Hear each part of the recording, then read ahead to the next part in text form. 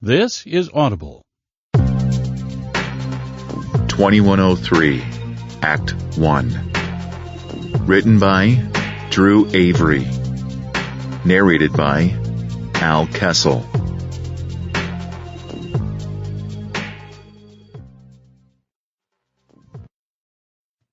One. Chaplain Harris. The view from the heavens must have been a sight to behold. Tiny, microbial organisms, every last one of them destined for death, and to be picked apart, piece by piece. A soul could take solace in the fact that the end of one life feeds another, the savory taste of relinquished existence feasted upon another. The city below would never sleep again. The machinations of its soulless existence were decaying, every bit of it, yet it reveled in its loss. These were the pains of triumph, they would say, if the streets paved in blood could speak. Chicago had always borne its scars visibly, and tonight would be no different. Perhaps that was the saddest truth of the evening. If you listened intently enough, you could hear them whispering so softly, the wind beating the breath from the city's collective lungs. Where is God in loss? Where is the devil, too?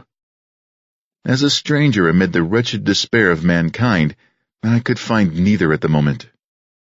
The chilling thought of loneliness was not welcomed in my mind, nor would it ever be.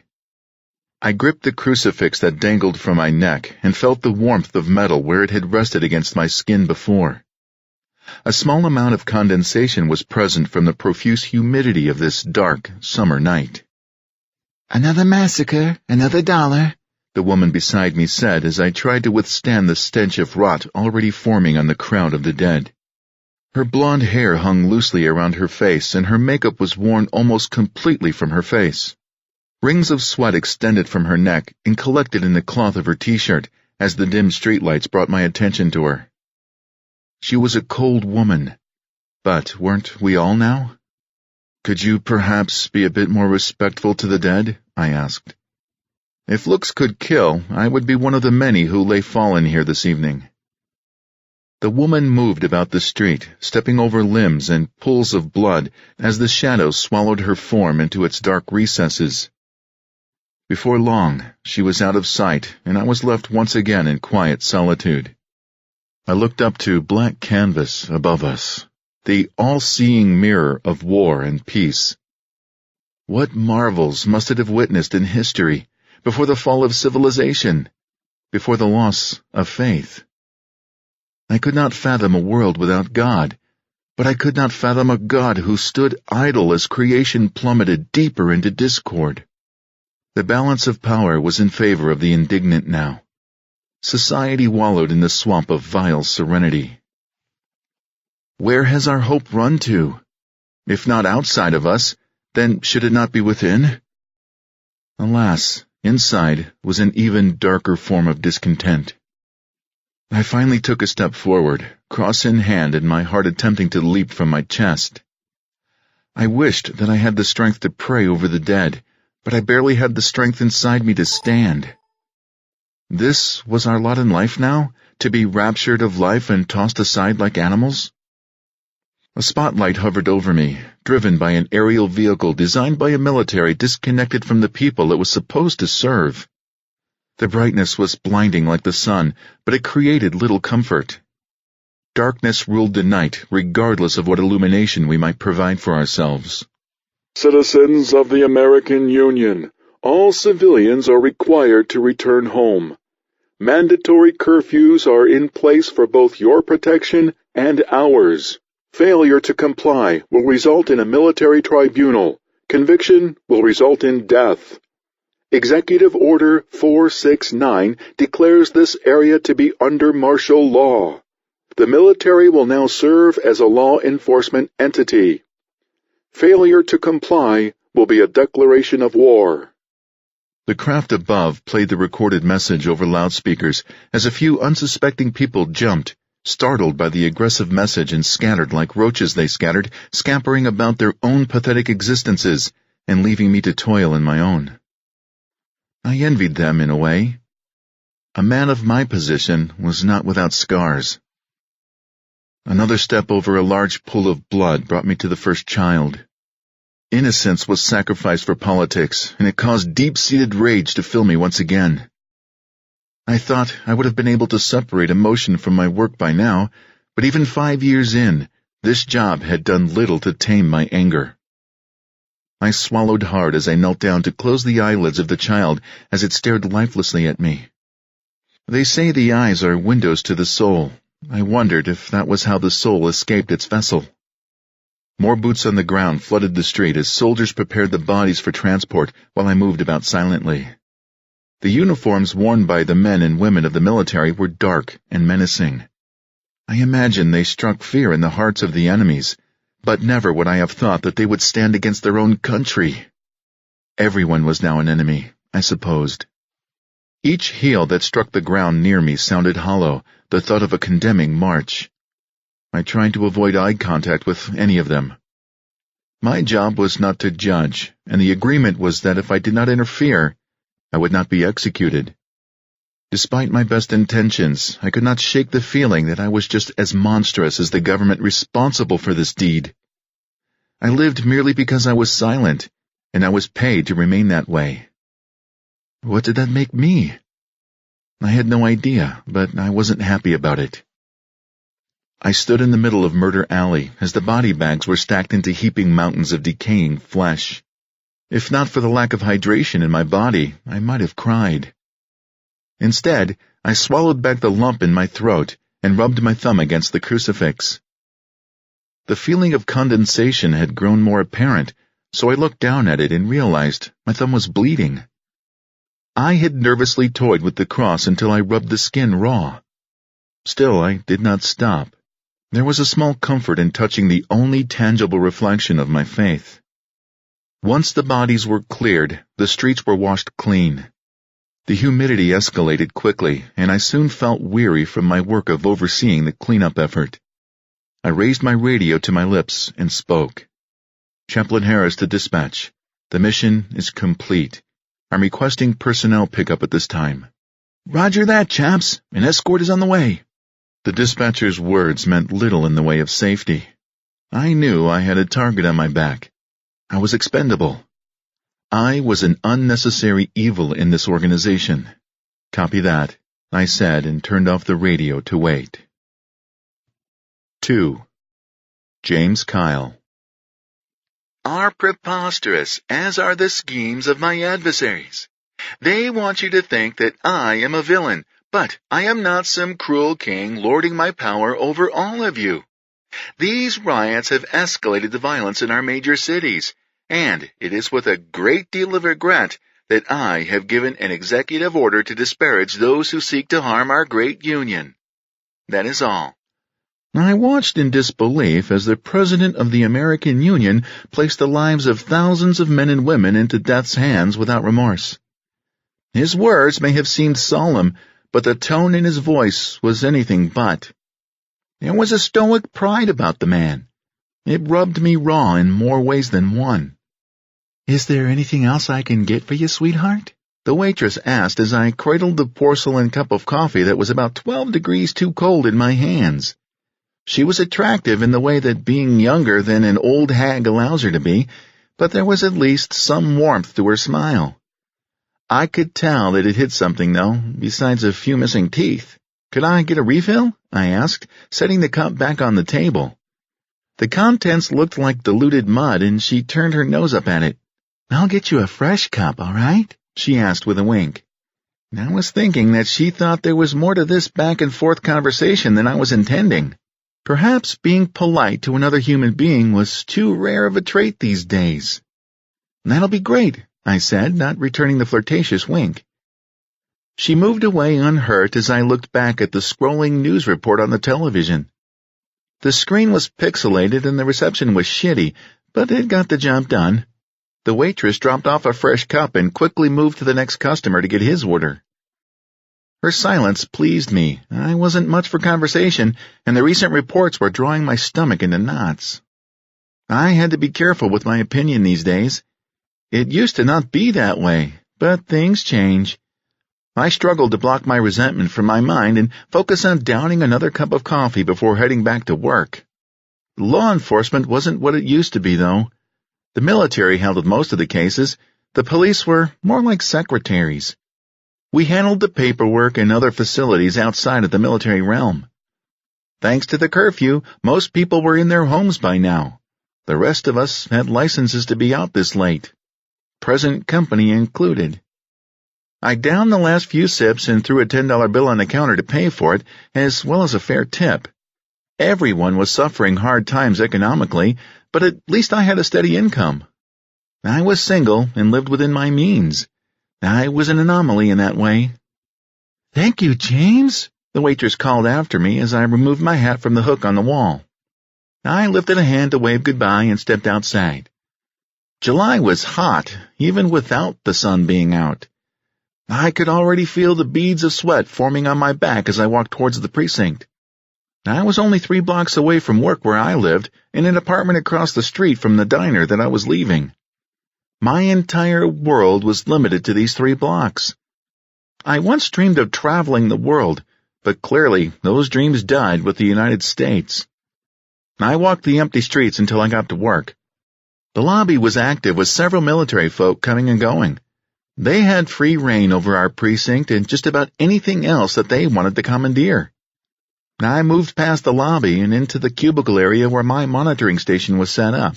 My job was to monitor movement of a handful of outliers. That was what we called those who did not exactly break the law, but were vocal about their feelings in regards to the president.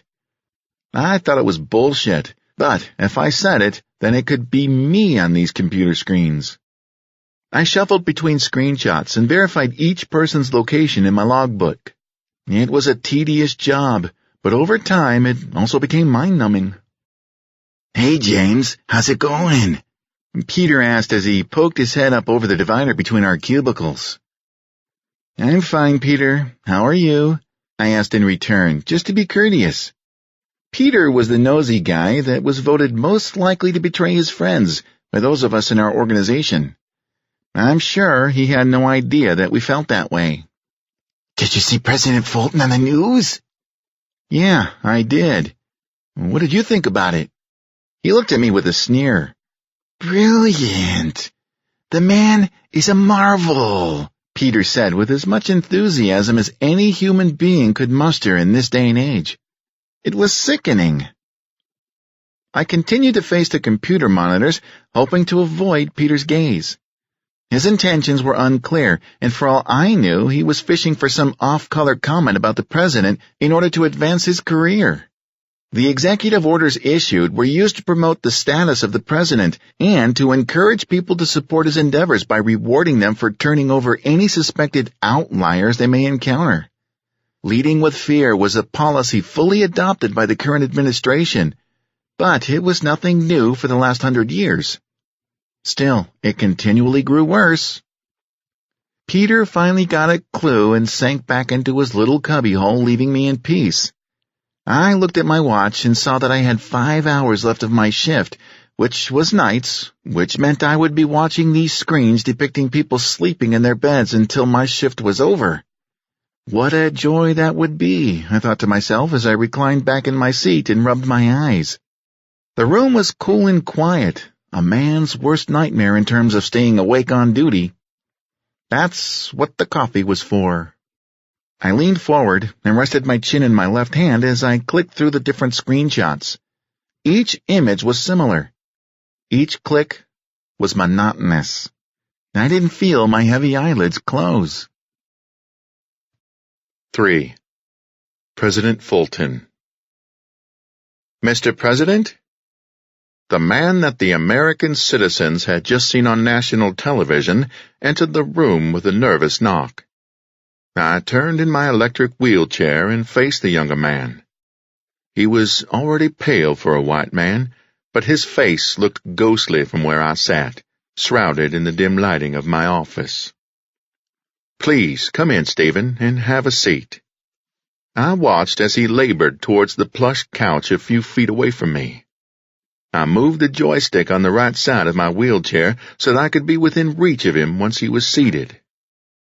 "How are your wife and children?" I asked, already knowing the answer. "They're fine, sir. Thank you for your kind concern," he replied as he pulled the knot of his tie to loosen it a bit. I placed my hand on his knee and patted it lightly, trying to relieve some of the tension in the room.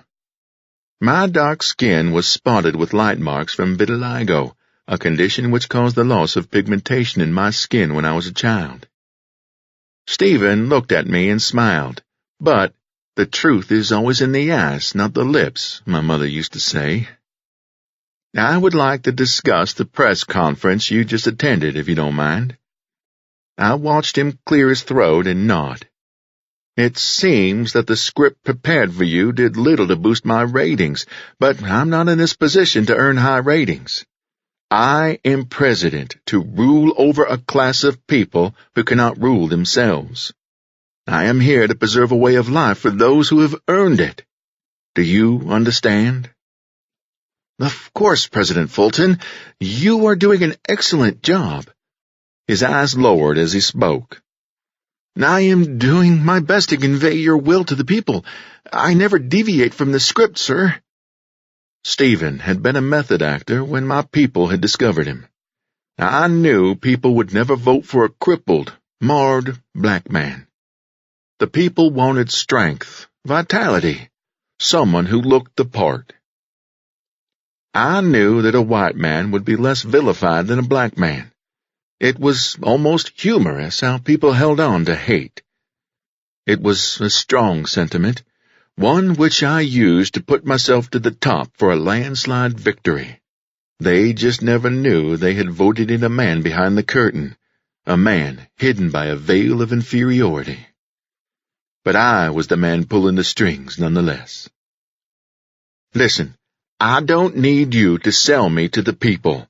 I need you to sell my policies to the ones allowed to vote. If these outliers end up wiping themselves out of existence, then I'm perfectly all right with that. I say we wipe them out sooner rather than later. With that said, I felt your hesitation when you were in front of the camera condemning them for bringing their death upon themselves. If I could see you hesitate, then what do you think the voters saw?" Whatever flush had remained in his cheeks was now gone. His eyes welled with tears as I confronted him for his lapse. "I was nervous, sir. I was trying to show a small amount of compassion for the loss of life. I didn't want you to come across as a monster." "I don't need your protection." "I didn't mean that, Mr. President." His jaw was slack, and I could practically hear his heart racing from 3 feet away. I leveled my gaze at him and measured my tone. "You do not take liberties with my demeanor again. Do you understand me?" I asked, curbing my anger and directing my words straight into the man's heart. "Or else the next time we speak, you will be attending a funeral for one of your children." A tear fell from his reddened eyes. "Yes, sir," he said, forcing the words out through the lump that must have been growing in his throat. "Now get out of my presence." Without a word, he stood and rushed out like a whipped dog, tail tucked firmly between his legs. I watched as he left the room and closed the door lightly behind him.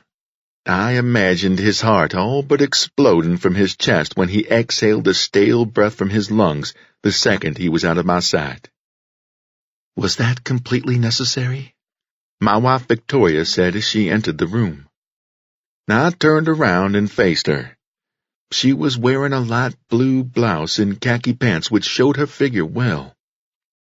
Her pale skin and red hair made her look more distinguished than most women in my life, and for that I loved her more. There was a fire to her, and it burned with such intensity. A man must be aware of what is at stake, lest he fail by not committing fully to the cause, I answered. "And what cause would that be, Caleb?" she asked as she wrapped her arms around me from behind, rubbing my chest with her delicate hands. I could smell her perfume, the sweet smell of lavender and vanilla. I lifted my lips to kiss her cheek and let it linger there for a moment. "An indomitable power," I whispered in her ear and then nibbled at her earlobe. She giggled playfully and pressed her lips to mine. We kissed, and I could taste her cherry lip balm.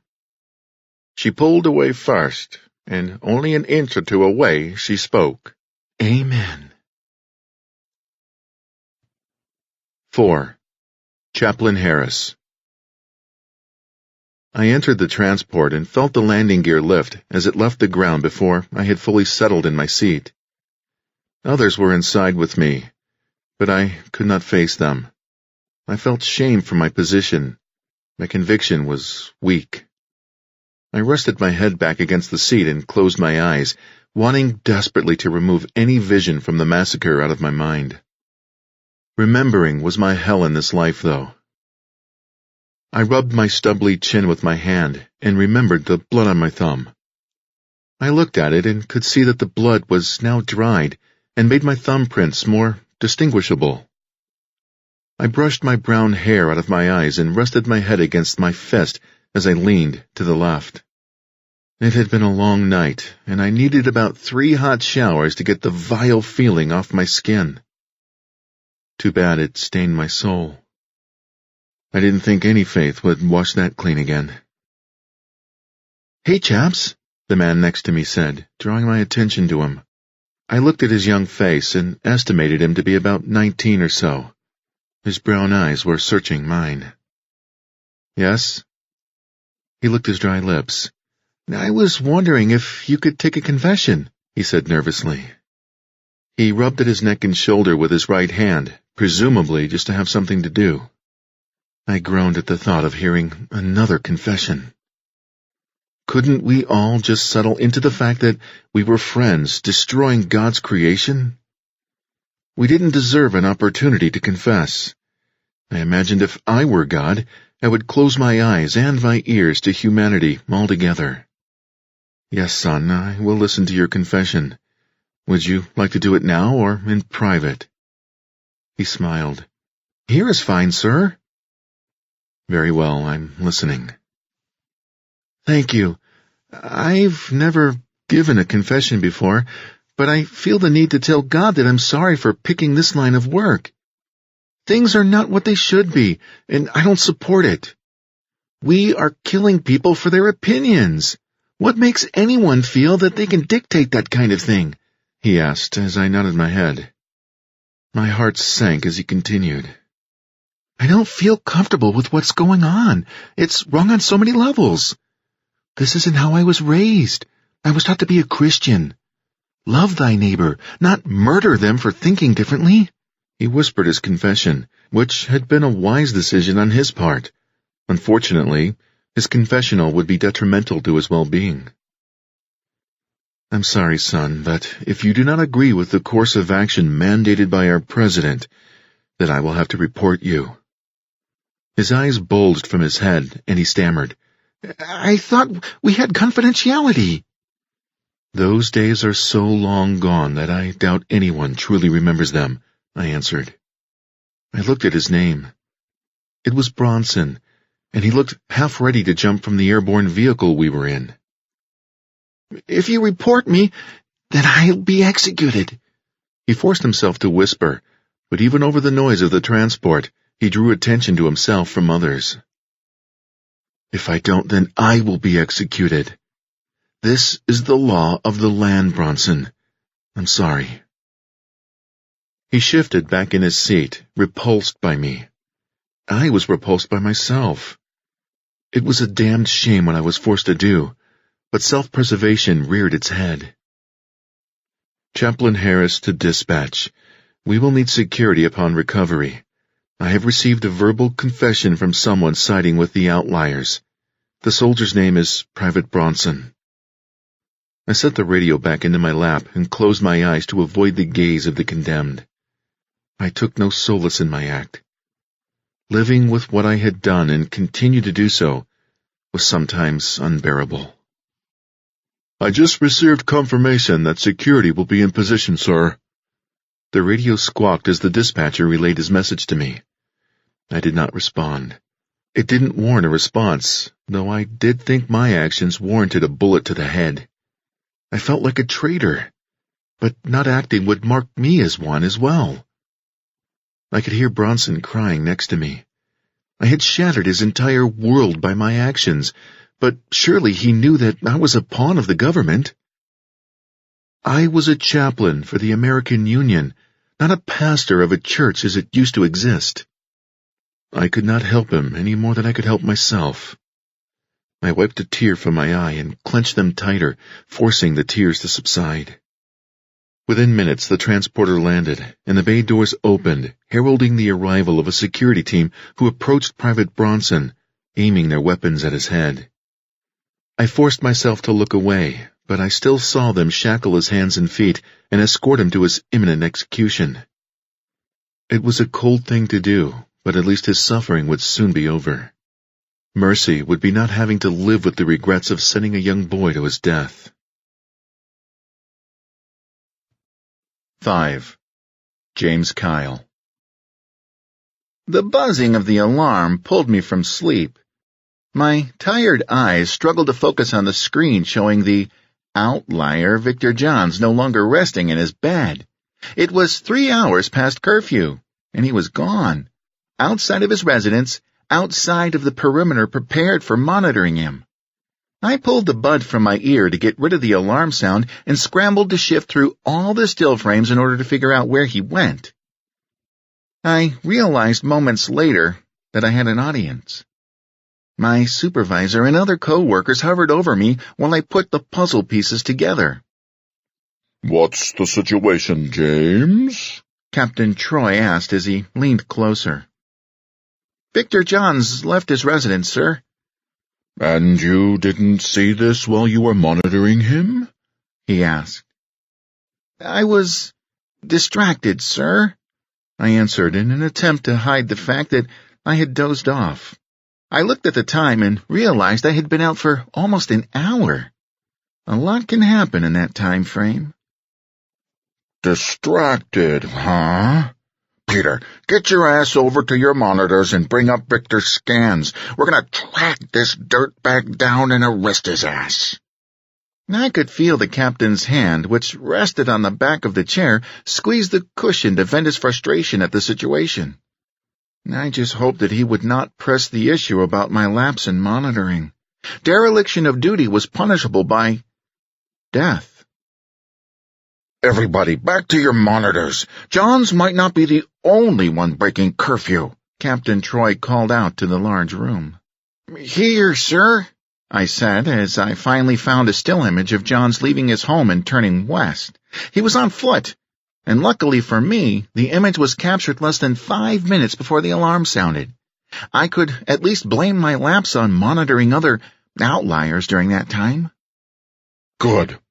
I'm gonna make a call to the military to track him and pick him up. I want you to retrieve the memory data from your computer and burn the file to a driver." "Why is that, sir?" I asked. "Because I said so, James. That is all you need to know. Are there any other questions you'd like to ask your superior? Or may I carry on about my business?" "No, sir, I'm sorry, sir," I said nervously. I was screwed. If he reviewed my files, he would know that my computer screen hadn't changed the entire time and that I must have been asleep. My heart began to race as I downloaded the data to an external driver. I would not be able to cover up my mistake. My only hope was that he would not review it, and I would get a pass. The last guy, though, was killed within the hour. I clicked through the file-saving procedures and watched as my entire shift's worth of data was collected and moved to the external driver. Each file moved from one image of a box to another on my screen. "James," Peter said as he peered over the cubicle. "What?" I asked distractedly, not having time to deal with him now. "I saw you were sleeping and went over and put your monitors to auto-scan. You should be all right if he checks the file." Peter smiled warmly at me, and for the first time in a long time, I felt that maybe he was a good guy after all. "Really?" "Yeah, I figured if something like that was to happen, then it would cover your ass." I didn't know what to say. "Thank you, Peter. I appreciate it." "Yeah, no problem," he said as he slumped back into his cubicle. I could hear him whispering, but I couldn't make out about what. The next thing I heard was the marching footsteps of security agents entering the room, along with Captain Troy. "Officer James Kyle, you are under arrest for dereliction of duty while monitoring the terroristic activities of persons known as outliers. This is an enormous security risk for our country, and in doing so, you have proved yourself to be a non-supporter of our president, Caleb Fulton. You are hereby condemned to die by execution. Please rise," one of the security men said with a sneer of his lip. I looked around and could see many of my co-workers staring at me. I felt like I was no longer in my body as I looked at each face that beheld me with astute condemnation. I was shackled and led from the room, but I looked back once more to see Peter staring at me, a grin upon his lips.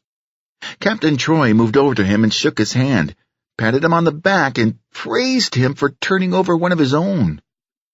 The streets were empty outside when they led me to the open courtyard. There was no ceremony for a traitor's execution. I would not be allowed to say a few last words.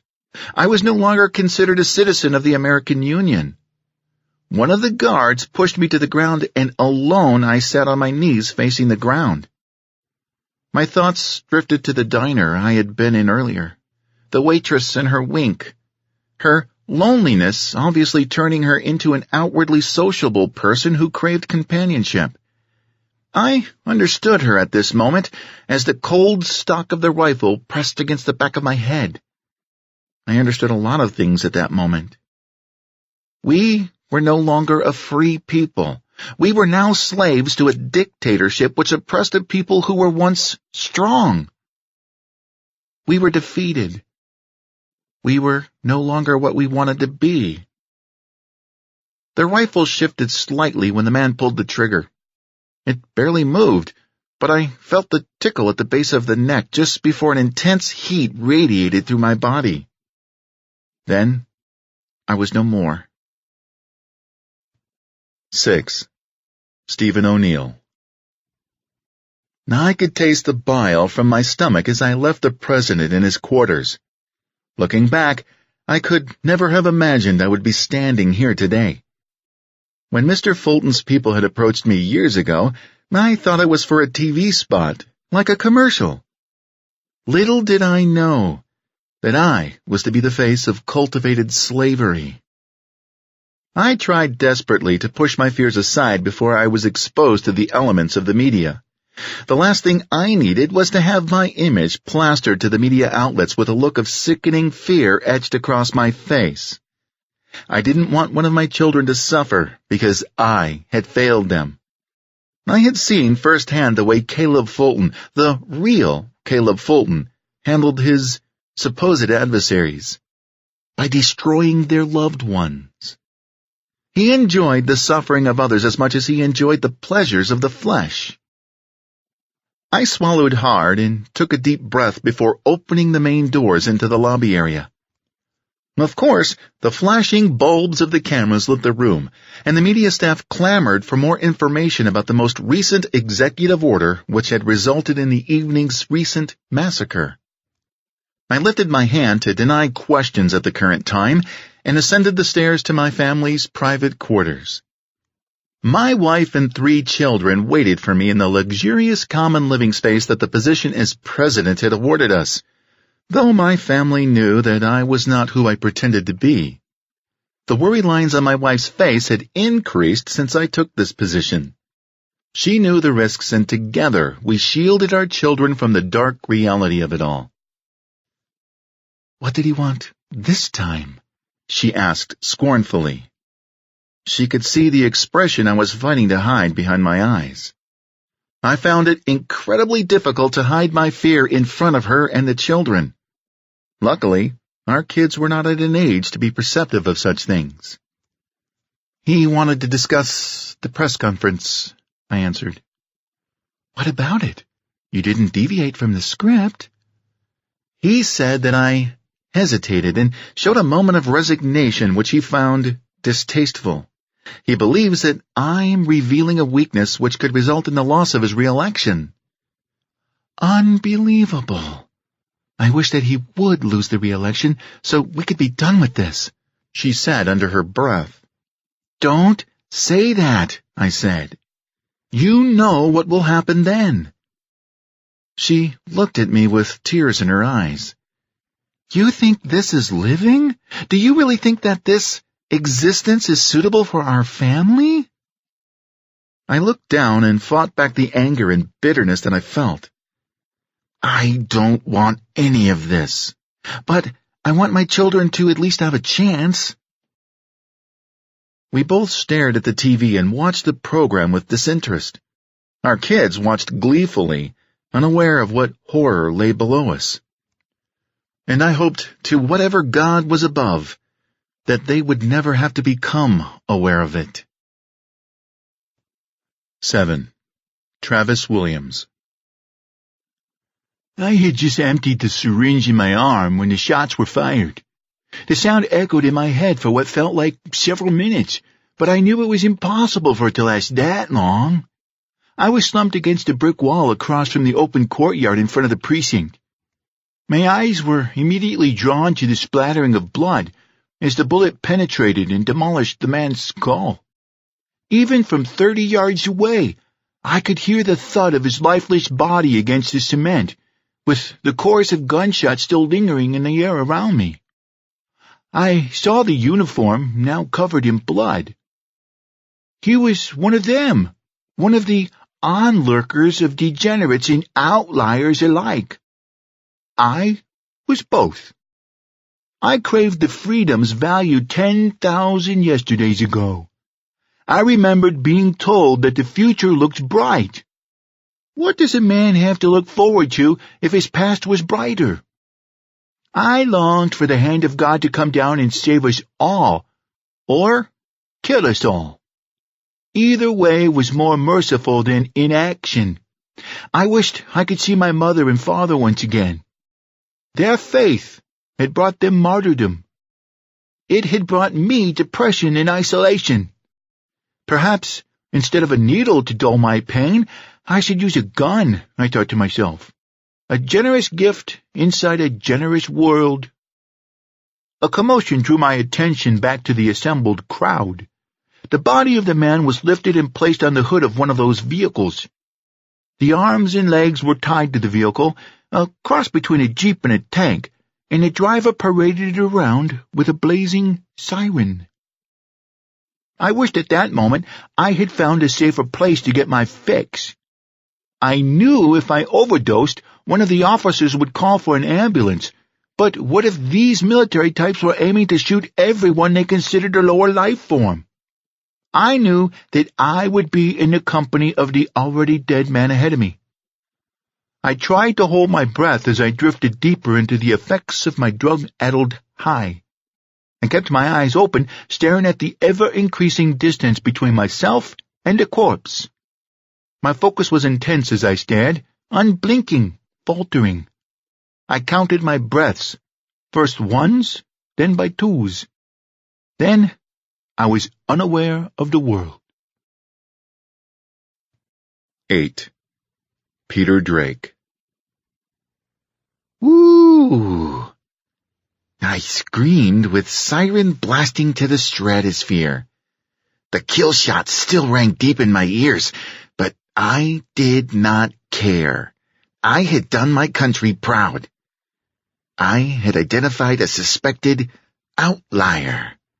If he wasn't, then at least I caught him neglecting his duty. It served the smug bastard right. I took a hard right as I drove the military vehicle down the street. I was glad the soldiers offered me the opportunity to parade the body around. It would teach those other ungrateful degenerates not to mess with social norms. I was a teacher, if nothing else. No, an educator is what I was. All right, buddy. Time to come back to the precinct so we can dump the body.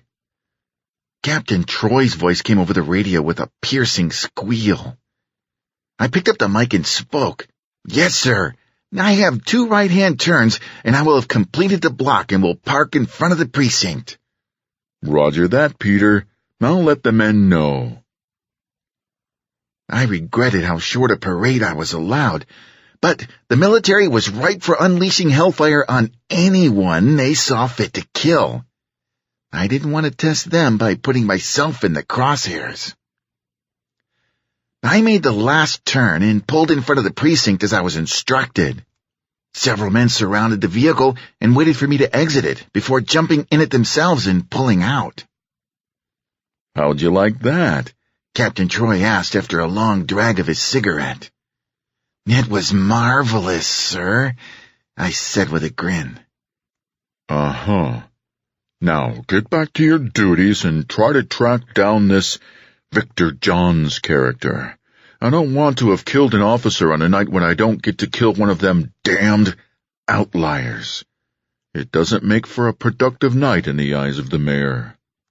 Yes, sir, I said and left the old captain behind to his smoke in anger. Did I regret having James reported and killed? Hell no! Did I now fear the swiftness of the law if I was found unsavory to the administration? You bet your ass. I walked proudly back to my desk, with a few handshakes and pats on the back along the way. I sat at my monitor and watched the screens more diligently than I had in several months. The monotonous nature of the job had subsided now that I had stoked the fire, so to speak. The woman at the diner had been more than willing to help drug him, and the best part was that no autopsies are administered to those killed for traitorous acts. I grinned from ear to ear. The fact that it was this easy to find a rewarding work environment was very pleasing indeed. And to think that only a few weeks ago I wanted to put a bullet through my own skull. Times, they were a-changin'. I clicked from image to image while thoughts of the waitress with yellow teeth and scraggly hair would be waiting tonight for her payment flashed across my mind. That was the only downside to my plan. The cost. Another smile crossed my lips as I knew the precise way to handle her lonely situation. Perhaps her payment would not cost me anything at all. 9. Chaplain Harris. I could not help the shakiness of my knees as I exited the transporter. Despite the silent restraint of Private Bronson, I was tormented by the wavering fortitude that I had seen as he was led away. I knew that I had done more than condemn a man to death. I had nullified the last shred of faith that he had. I tried to avoid the courtyard area of the base, which was where all executions took place. I could not avoid hearing the report of the gunfire that reverberated off the high, gated walls. The concussion of the execution echoed, and the smoke from the weapons wafted towards the heavens. Another sacrifice to preserve our lack of freedom, but at least I was still alive. I entered my office in the chapel and turned on the TV. Media reports covered the massacre, which was being downplayed in order to preserve the image of our bastard president. I cursed under my breath and pulled a bottle of tequila from my desk drawer. It was illegal for me to have this bottle on base, but no one ever suspected a chaplain of wrongdoing. We were the elite in an organization of disdain. I pulled a shot glass from the drawer, slapped it onto the desk next to the bottle, and glared at it. Why did I subject myself to such a life? What good did I do in the name of God?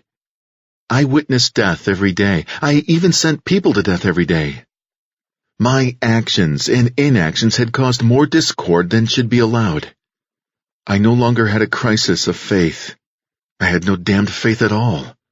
I couldn't even pray because I felt unworthy to say his name. I filled the shot glass to the brim and downed its contents. The burning in my throat spread to the rest of my body, and I wondered if hell would be like this, only the burn would last forever. I knew that I deserved what was coming.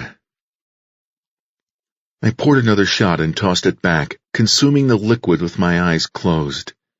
This process repeated several times until I knew I'd had enough. Not of the alcohol, but life in its entirety. The tequila was not the only illegal thing contained in my drawer. I pulled the 9mm from its holster and chambered around. The room was practically spinning at this point, but I was lucid enough to know that I was doing the world a favor. It did not need me or want me anymore. Any good I had in me had dried out and would never be restored. I looked at the TV once again and saw that an officer had been executed for being a traitor. It was funny how I felt the traitor for serving the government. "I'll see you on the other side," I said to the image of the slain man on the screen. I lifted the barrel to my temple and squeezed the trigger. 10. Peter Drake. "Once again, great job tonight, Peter," Captain Troy said as I was walking out the door. Another long night of work was behind me, but this was no ordinary night. This one had brought positive attention to me in a way I had never received the last 10 years of working at the precinct. I was on cloud 9 thinking about what the future had in store for me. There were others in my office who would be susceptible to my plot. They were the ones who had given me a hard time and treated me unfairly. They would all pay. I would make sure of it. I rounded the corner and almost fell over the unconscious body of a junkie. His blonde hair was matted to his head, and he smelt of stale booze and cigarette smoke. I wanted to kick the shit out of him for picking such a disrespectful place to get his fix, but an idea arose in my mind. Who better to take the rap for murdering the waitress than a no-good junkie? It would be perfect. I knelt down to check to see if he was breathing and discovered that he had almost slept the effects of the drug off already. "Hey, man, why are you touching me?" he asked groggily. "I'm sorry, sir. I was checking to make sure you were all right." "Are you hungry?" I asked. I could see a smile trying to form on his dry, cracked lips. "I'm starving." "Well, let's see what we can do about that, shall we?" I extended a hand to him, and he grasped it. His grip was stronger than I presumed it would be. Lucky for me, he was clueless as to what my plan for him would be. Together we walked silently towards the diner. It was one of those 24-hour varieties, but it only attracted the loathsome creatures of the night. Mornings left it a barren wasteland of overcooked food and filthy counters. Together we entered the front door of the establishment and sat at the counter. The waitress approached with a night lamp. Her varicose veins were more apparent as the sunlight shone through the plate glass windows. Hues of purple and green knots in her old legs were the sign of too many hours on her feet. Those days soon would be over. "Good morning, Peter. I saw the news last night. It's such sad news about James turning out to be a traitor. Huh?" She winked at me and fought to hide a smile. The junkie next to me wobbled from side to side. I couldn't tell if it was nerves or if he was doing it on purpose. "Yeah, we were all shaken up about it at the office. You just never know who you're working with," I said.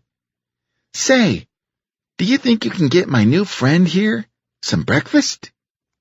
She looked him over with a smug look on her face.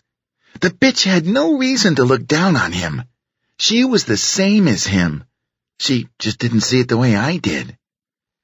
"I suppose so. He kind of stinks, though." I shook my head affirmatively, but said, "Don't say such things, Matilda. Everyone has their struggles.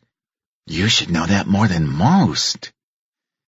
She nodded and walked over to place the order with the cook in the back. She returned with 2 cups of coffee and placed them in front of us. I picked up the jar of sugar and started pouring. "You know, friend, I don't yet know your name," I said while pouring. I attempted to speak as friendly and sophisticated as possible. I knew most people felt inferior when you spoke to them in a certain way. It was a form of manipulation I enjoyed immensely. "Travis. My name is Travis, sir." "My name is Peter. It's good to meet you." I extended my hand for him to shake, and he took it. I made eye contact with him, and he seemed to wince, almost as if I had scared him. "It's good to be in your company, sir," he finally said, once the color returned to his cheeks. I found him odd, and decided to end the conversation there by just patting him on the back. I didn't need much information on him. I just needed him to be seen in the diner. I looked around and could see 2 women in the corner looking over at us, at him most likely. Good. An alibi. Matilda came back with a plate for Travis and set it in front of him.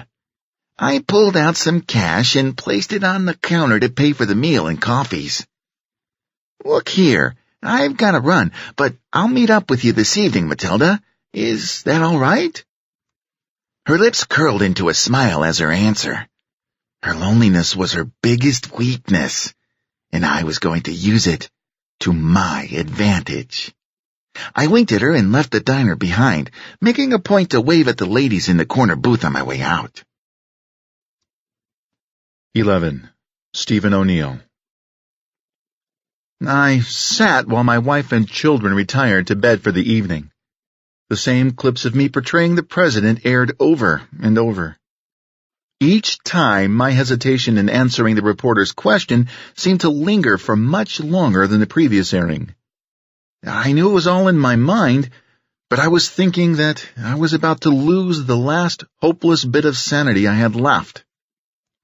If not for my family, I would have eaten a bullet a long time ago. I couldn't help but feel that I held power in this business relationship. I might not really be president, but the citizens of the American Union believed that I was. What if I was to die? What if, indeed? The gears that were turning, contemplating my way out, suddenly stopped.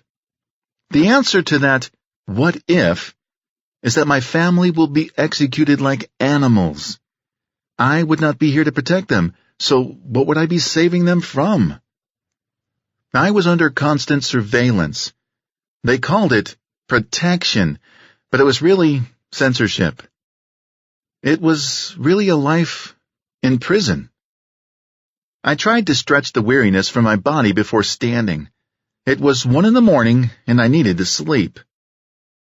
The faux position as president demanded that I keep appearances, while the real President Caleb Fulton ran things behind the scenes.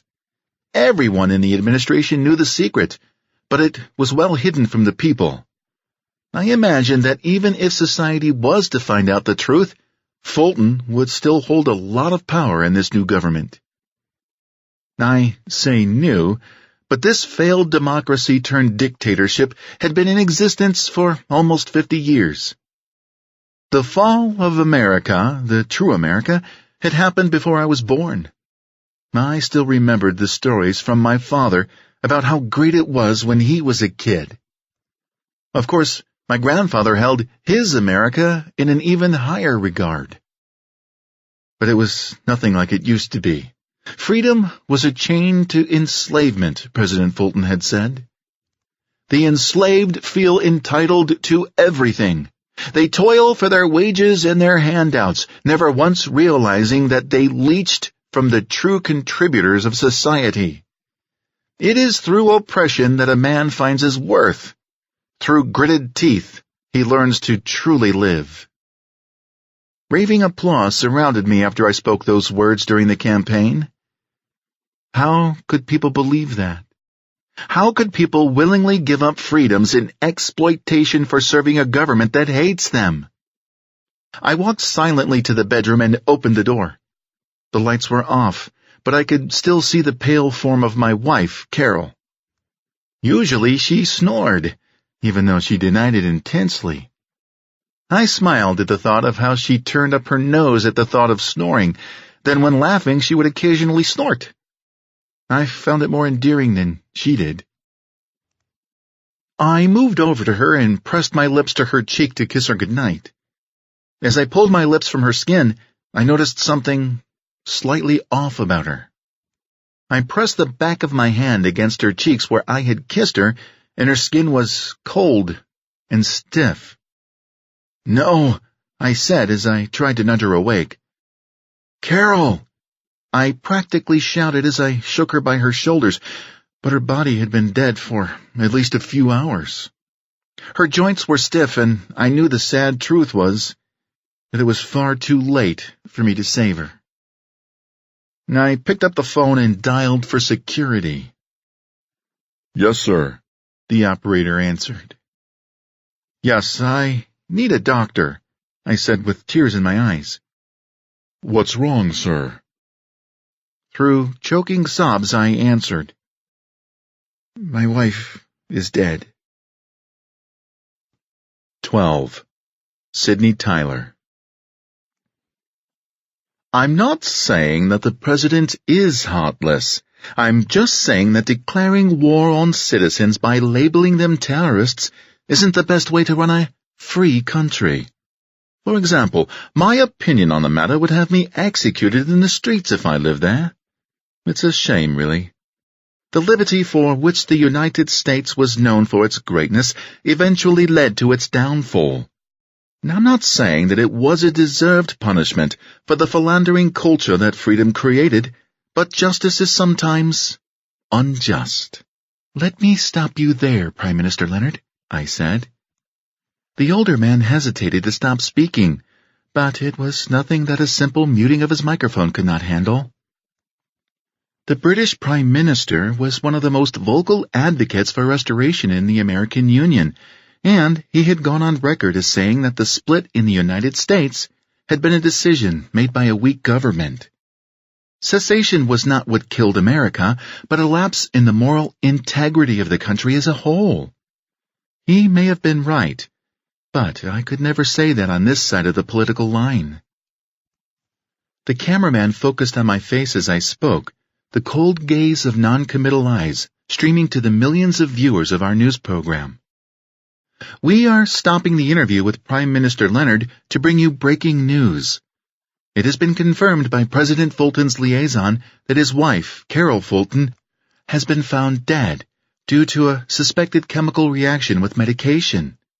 Her doctor has stated that under normal conditions, her use of prescription medications should not have reacted this way, but his words have fallen under scrutiny by other physicians who have called him a careless quack. First Lady Fulton is survived by our president and their 3 children, Taylor, Quentin, and Rebecca. Services have not yet been scheduled. More information will follow once a full autopsy has been conducted. The family is in our thoughts this morning. We are sorry for your loss, Mr. President." The commercial break following my report removed my image from the large screen in the room. I had not expected such a tragic event to take place in our nation's capital. The Fultons had always seemed like such a well-collected family. Never would I have thought that such a thing would happen to a family that cohesive. "Are you all right, Sydney?" Prime Minister Leonard asked through the still active satellite feed. It took me a moment to respond. "Yes, Frank, I'm fine. I'm just a bit shocked by the news," I said, forgetting my manners and calling him by his first name in front of stray ears. We were personally involved, and I wasn't thinking about hiding that fact at the moment. "It is shocking," he said. "I think that there may be more to it, though." "Like what?" "I'd rather not say, but when you fly in tomorrow, we can discuss it." "All right. I look forward to seeing you. It's been a long time." "Yes, 2 weeks is such a hardship for being away from me." He joked with the big, toothy grin that I found so attractive to his otherwise rugged features. Frank Leonard was one of the youngest serving prime ministers in recent history. He was also a huge advocate for freedom both in England and other countries. That was why he was so popular. He supported others with the causes that he backed. That was what drew him to my radar in the first place. I couldn't believe that it had been 2 years already. I was a lucky gal. I had a sexy man in my life, complete with a foreign accent. I was the envy of all my friends. Easy, mister. I just meant that being away from all that London has to offer was kind of tough. I made no mention of you whatsoever. I laughed at my own attempt at a joke. One of the things that I loved about him was his way to ease tension in a room. No more than 2 minutes ago, I was caught in the shock of the latest newscast. Now, I was smiling as if the tragedy never occurred.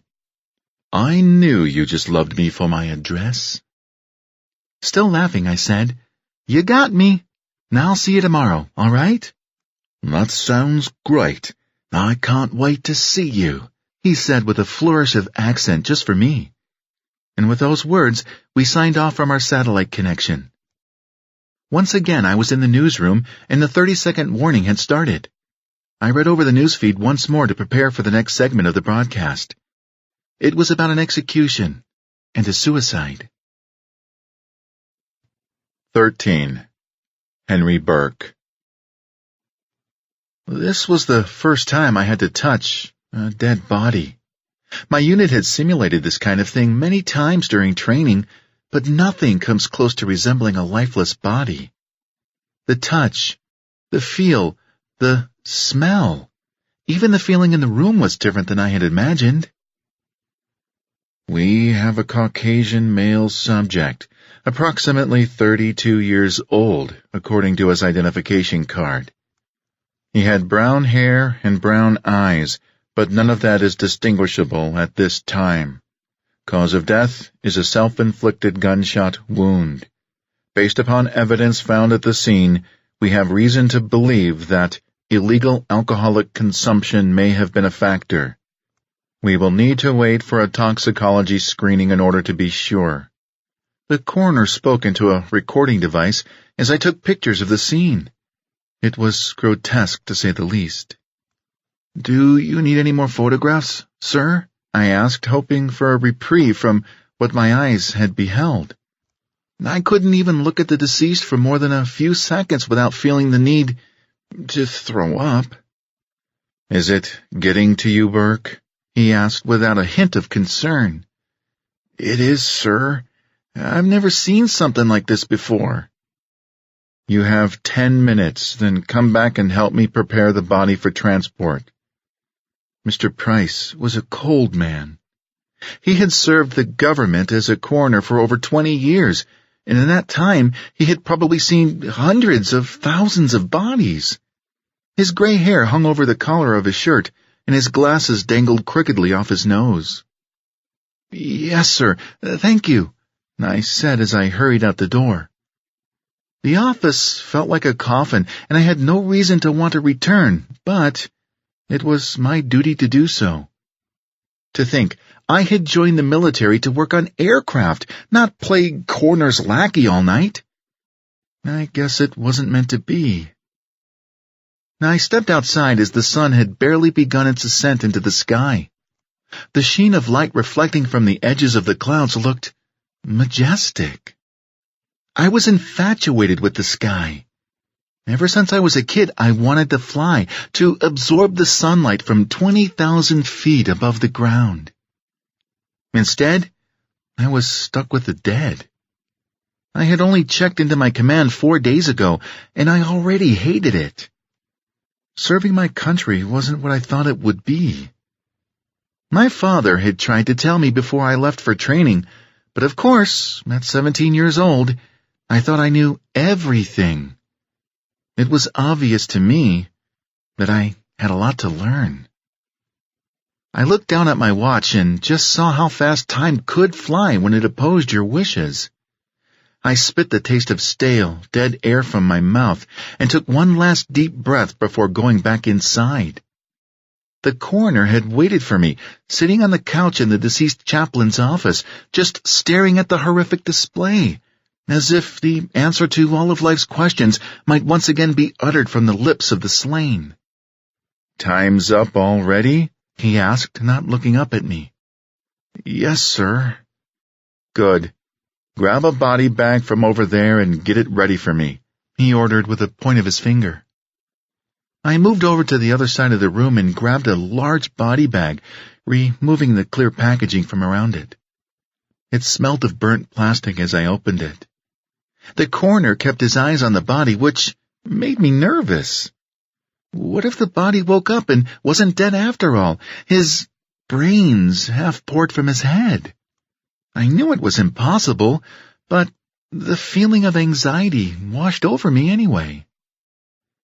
"I'm ready, sir," I said as I stood with the body bag strewn on the floor. He rose from the couch and asked, "Heads or tails?" "I don't understand," I said, puzzled by what he was asking me. He cleared his throat. "Do you want the head or the feet, Burke?" I looked at the body again, and my answer came immediately to my lips. "I'll take the feet, sir, if you don't mind." He nodded his head and moved towards the upper body. What was left of Chaplain Harris lay slumped, head tilted to his left.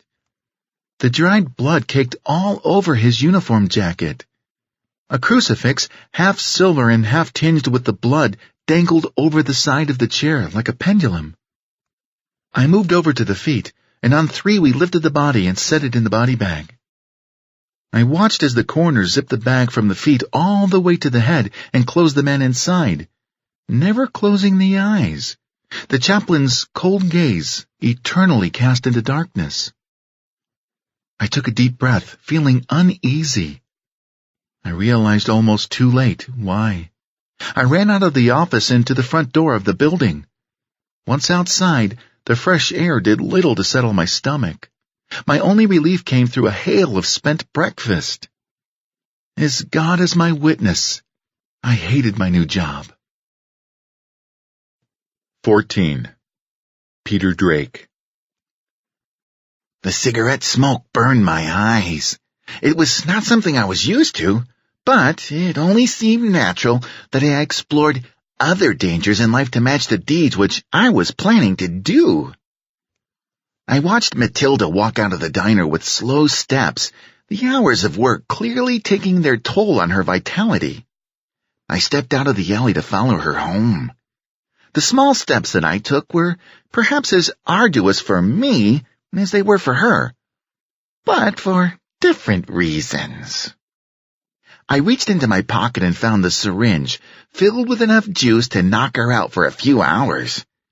It would be plenty of time for my plan to come together. We cleared 6 city blocks before she turned onto a small side street. This area of Chicago had been riddled with violence during the Second Civil War. Now it was just a hopeless ghetto, full of the disenfranchised Americans who had been tossed aside like the nothing that they were worth. Did I pity them? Hell no! If you can't contribute to a cause, then what cause do I have to contribute to you? I knew Matilda did not fit into my characterization of useless in the same way that Travis did, but she was a bottom feeder nonetheless. Her wiles had been for nothing more than pleasuring the neural centers of her brain with drugs, alcohol, and promiscuity. The rotting of moral values personified in front of me. She walked to a red front door that hadn't seen a fresh coat of paint in over 30 years. I could see the uncut grass falling over and choking itself out. She dropped her door key and stooped to bend over and retrieve it. Now was my time to act. "Matilda," I called to her when she was bent over. She stood without grabbing her key, looking at me with confusion on her face. "I thought we were going to meet up tonight," she said, her hands on her hips. "Tell me, how could I wait that long to be in your wonderful presence?" I said sarcastically, with a tinge of flirtatious flair. She was a sucker for that kind of thing. "Well, how can I refuse the company of such a young, handsome man?" she asked with a wink. I restrained the need to hurl at the thought of what she had planned. Luckily, it would never happen. I smiled at her to win her over before my silence set off any concern. "Let me grab those keys for you," I said as I bent down to fetch them. "How chivalrous of you," she replied as she rubbed a hand along my back and rested it between the waistband of my pants and my body. She was eager, and I was ready for this to be over. I stood up and handed her the key with a toothy smile and a wink. "Thank you," she said as she took the key and focused her attention on unlocking the door. While she was distracted, I took the syringe from my pocket and followed her inside. Before she could turn to face me, I inserted the needle into her neck and emptied it into her bloodstream. She never saw it coming. 15. Stephen O'Neill. The image of my wife's body being carried out in a body bag had not left my mind for the last several hours. It was on constant repeat, and each time it felt like I was there, standing over her, inches from her cold flesh and distant soul. Our children were awake now, and I had no idea how to break the news to them that Mommy was in heaven. The weakness inside of me contemplated how easy it would be for them to discover the truth, or what was being presented as the truth, from one of the many media outlets relaying the story. Each news feed represented a similar statement about complications with medicine, but I knew the truth. It was in her letter to me, which I still held in my hands. The parchment paper was moist and crinkled from the many tears I had shed and the anger that unleashed itself in a flurry of tight squeezes as I tried to wring what was left of her life from her words. I was without hope, and now I was out of time. There was no easy way to tell children of loss. There was only the way that was etched in pain and grief. Would they blame themselves as most children did when hardship befell a family, the same way that I blamed myself for my parents' divorce? God, I hope not.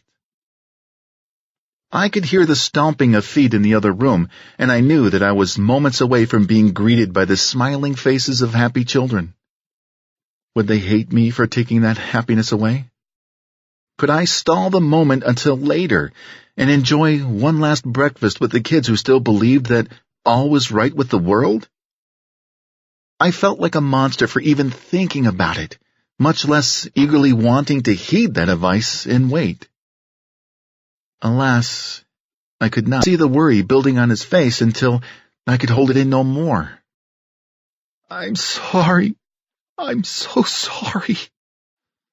Those were the only words that I could get out before the sobs choked the words from my throat. My body convulsed from my grief. "What's the matter?" Taylor asked again, this time with tears in his eyes. "Where's Mom?"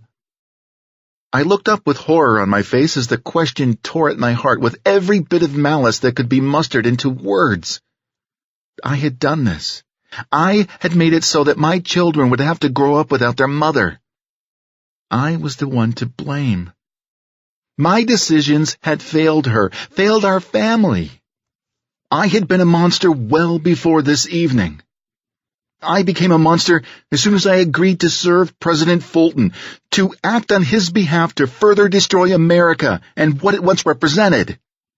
In some sick way, I had agreed to destroy my family. "I'm sorry, kids, but Mommy's gone," I finally said with a hoarse voice. I didn't sound like myself. I sounded like the monster I felt like. "Where did she go?" Rebecca asked. Through heavy tears, I answered her question. "Mommy went to heaven, Rebecca." 16. President Fulton. The truth is just a metaphor for what is acceptable, Jared. I moved my wheelchair over to the window and looked out as the storm clouds moved across the Chicago sky. He needn't think that it was a suicide in order to conform to my plans. Was it a harsh treatment for such an infraction? I would imagine it's so, but he has been given multiple attempts to control his act and to conform to the standards. Jared shifted his weight to his other foot and crossed his arms. It's a bad business, sir. I'm not presuming to tell you how to conduct business, but you need to realize that this could cause more harm than good for you. Jared was a wise man with a bit of an outspoken tactfulness that I found refreshing. Not every leader required a yes to every question that they ask. I understand and I thank you for your concern. The billowing clouds above were moving faster now as the wind pushed them away. It was tornado weather, which was my favorite weather. I enjoyed the howl of wind and the uncertainty that magnificent storms produced. Perhaps there was a similar kind of storm raging inside of me. Now, tell me about the talks conducted with the Confederates and the Californians. The talks went as you had expected, sir. The Confederates have no desire to trade with the American Union, and they said that the oppressive nature of your governing did nothing to prove we were worth their time. Of course, they are oil-rich snobs and have a large portion of agricultural commodities that help them isolate themselves. California is a bit different. They are interested in further talks about trade. Apparently, their involvement with China did not go as well as they had hoped, and their economy has suffered greatly for it. Would you like for me to arrange those talks? He was right. Things did go as I had suspected. Yes, but open the door for talks with the Confederates again. They have resources we need, and I don't plan on taking no for an answer. Also, see what we can get out of California besides access to the Pacific trade routes. I know they have a lot of imported drugs coming from Mexico, which they use to supplement their economy. I'd like to get some figures to see if that is something lucrative for us.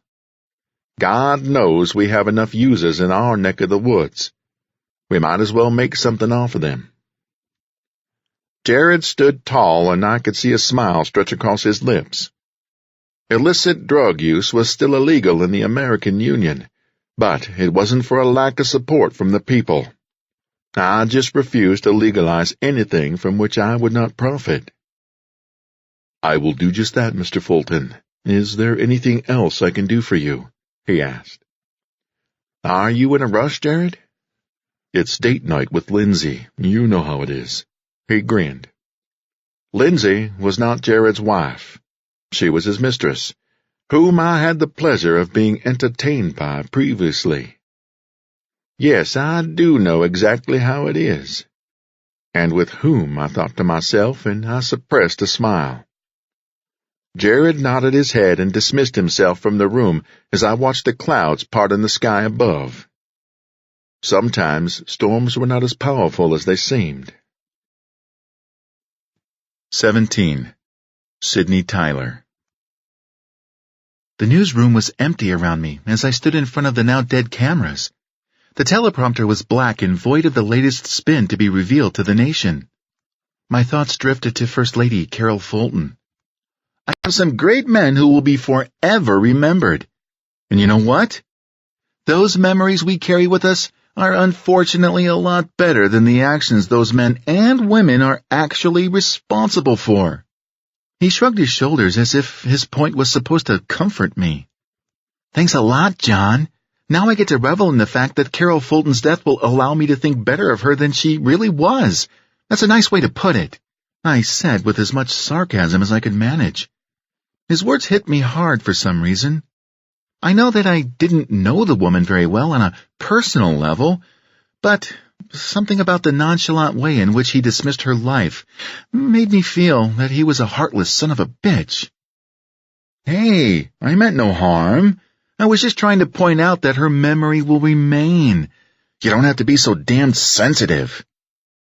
He looked at me with more disdain than he ever had before. Perhaps I had overstepped a boundary between us.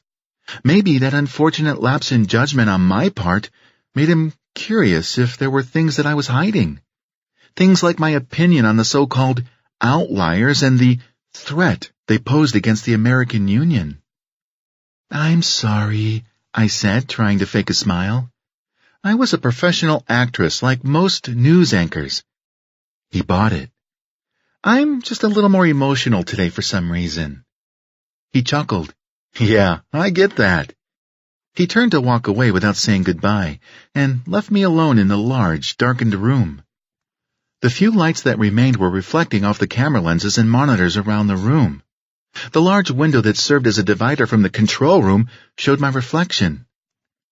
My pale skin danced against the window as the closing exit door shifted the reflected light around the room.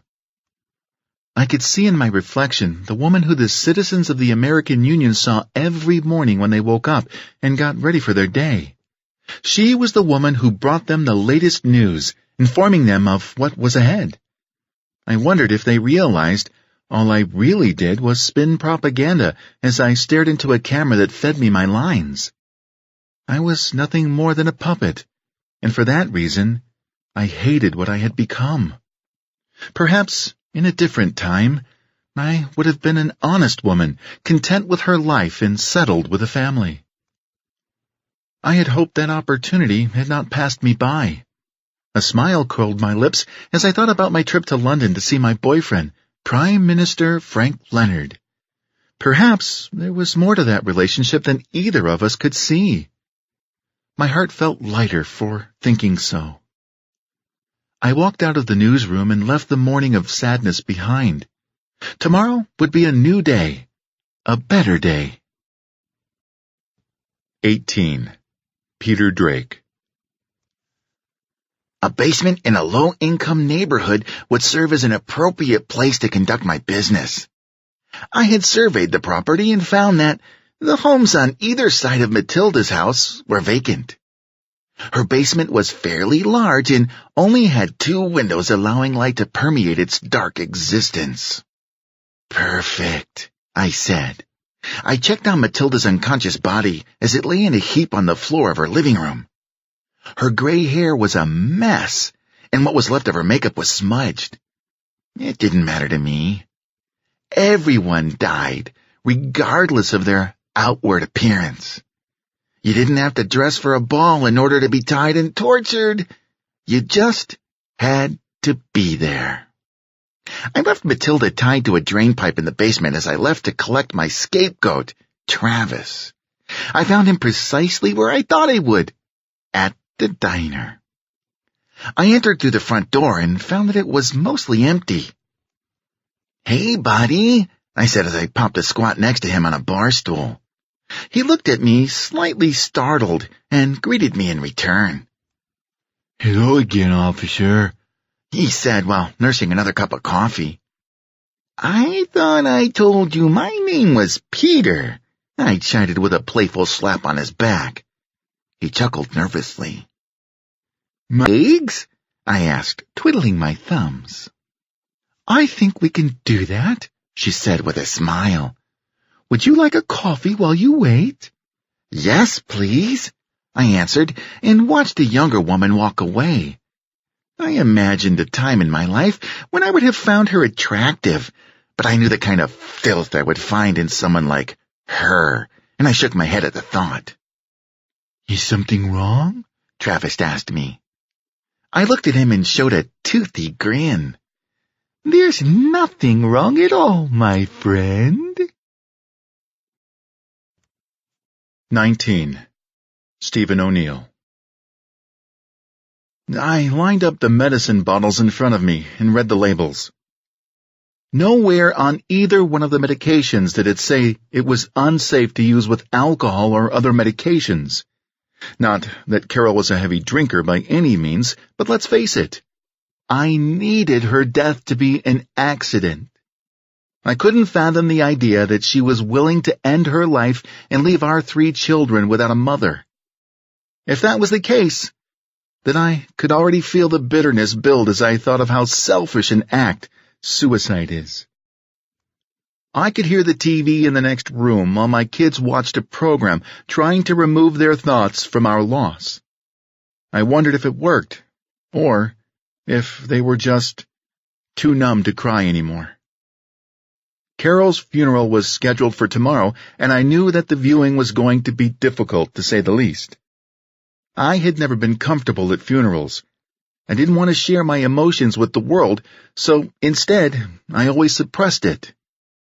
The only problem with that were the odd looks from people expecting you to cry, thinking that you were a robot if you didn't. My tears have been shed. My heart had been wrung out. I didn't have the strength for appearances. I barely had the strength to support my children as they grieved. I would be damned if I would let anyone make me feel inferior for trying to be strong for my children. I slapped the medicine bottles off the counter and watched them fall into the trash can. I couldn't hold on to the memory of how she died. I needed to take hold of how she had lived, to teach my children who their mother was. They needed to know her before this shambles of a life claimed her. They needed to know her when she was happy before this presidential conspiracy. That was the memory of her that I wanted to preserve, that I would preserve for my children. I opened the door of the bathroom and looked at them. My children had grieved to the point of exhaustion. I stepped over to them and wrapped a blanket around their bodies, letting them sleep. They had enough to deal with tomorrow. As I walked away from turning off the TV, I came across our family Christmas portrait from last year. I paused to look at it for the first time since Carol had hung it to the wall. I never understood her desire to have the same portraits taken every year. Perhaps it was a part of my pessimistic attitude that only got worse as I sank deeper into the captivity by Fulton's administration. I stared at the image, specifically at Carol, and I could see the hurt in her eyes even then. A pang of shame shot through my body as I realized that I had never done anything to shield her from this life I was now living. Would it not have been better to divorce her and send her and my family off to live peacefully while I endured this life? It would have hurt us greatly, but divorce is a survivable catastrophe. Instead, we were left in the wake of devastation, and I doubted we would ever be the same again. 20. Peter Drake. Travis followed me under the assumption that I needed help moving a heavy piece of furniture in my home. It was easy to guilt someone into helping you, especially under the circumstances by which he found himself in debt to me. Some schemes were so easy to plan that you would think God had bestowed them upon you himself, I thought as we walked through Matilda's front door. She still lay unconscious in the basement as we rummaged through the furnishings, and Travis helped me rearrange the living room. All of the furniture was lighter than I had expected, but I had mentioned having back problems that made me nervous about moving heavy things on my own. I didn't expect his curiosity to pique too much after that. "Who's this in the picture?" Travis asked as he stared at the mantel. A picture of Matilda, about 20 years younger, was displayed in a silvery frame. She was shown with a man, presumably a husband or ex-boyfriend. I didn't recognize him at all, not that I expected to. "That's my mother and my stepdad. His name was Gregory. Cancer took him a few years before my mom passed. This was my house growing up," I said, pulling the story out of thin air, creating an alibi for being in the home. "I'm sorry for your loss, Peter," he said with a genuine-sounding remorse to his voice. "Thank you. It's been a long time, but some days are harder than others. As stepdads go, he was a great man, and my mother was a saint." I hoped he was buying into the crap I was saying. I didn't expect to have to concoct a story on the fly like this. "Would you like something to drink?" I asked, trying to change the subject in a rather noticeable way. "Sure," he replied with a gentle smile, acknowledging my desire to move on. I walked to the kitchen and retrieved a few sodas from the fridge. I prepared them in glasses that I luckily found in the first cabinet I opened. Travis stayed in the living room while I was in the kitchen, which worked out perfectly. I slipped a narcotic into his drink. The potent drug would render him incapable of moving within a few minutes of consumption. I placed a few ice cubes into the glass and shook it to mix the contents evenly, and returned to the living room. "Here you go." I handed him the glass and extended a hand, insisting that he take a seat in the plush chair he was standing next to. I plunked down on the seat on the love seat across from him and took a sip of the soda. It was flat, which I had expected from the lack of carbonated hiss when I opened it. I could see by his expression that he noticed the taste as well when he pulled the glass from his lips. Thank you," he said. I raised my glass in the air and nodded my head. "Thank you," I said. I sat back into the welcoming cushion of the love seat and waited in silence as the drug coursed through his veins. Within minutes, his eyes had glazed over as he sat there motionless. He was out like a light.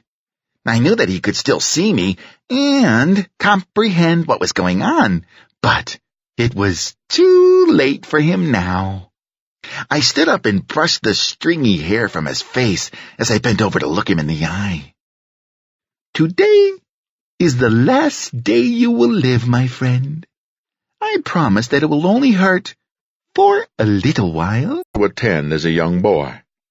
It was a distant relative, one of whom I doubted I had ever seen while she was alive.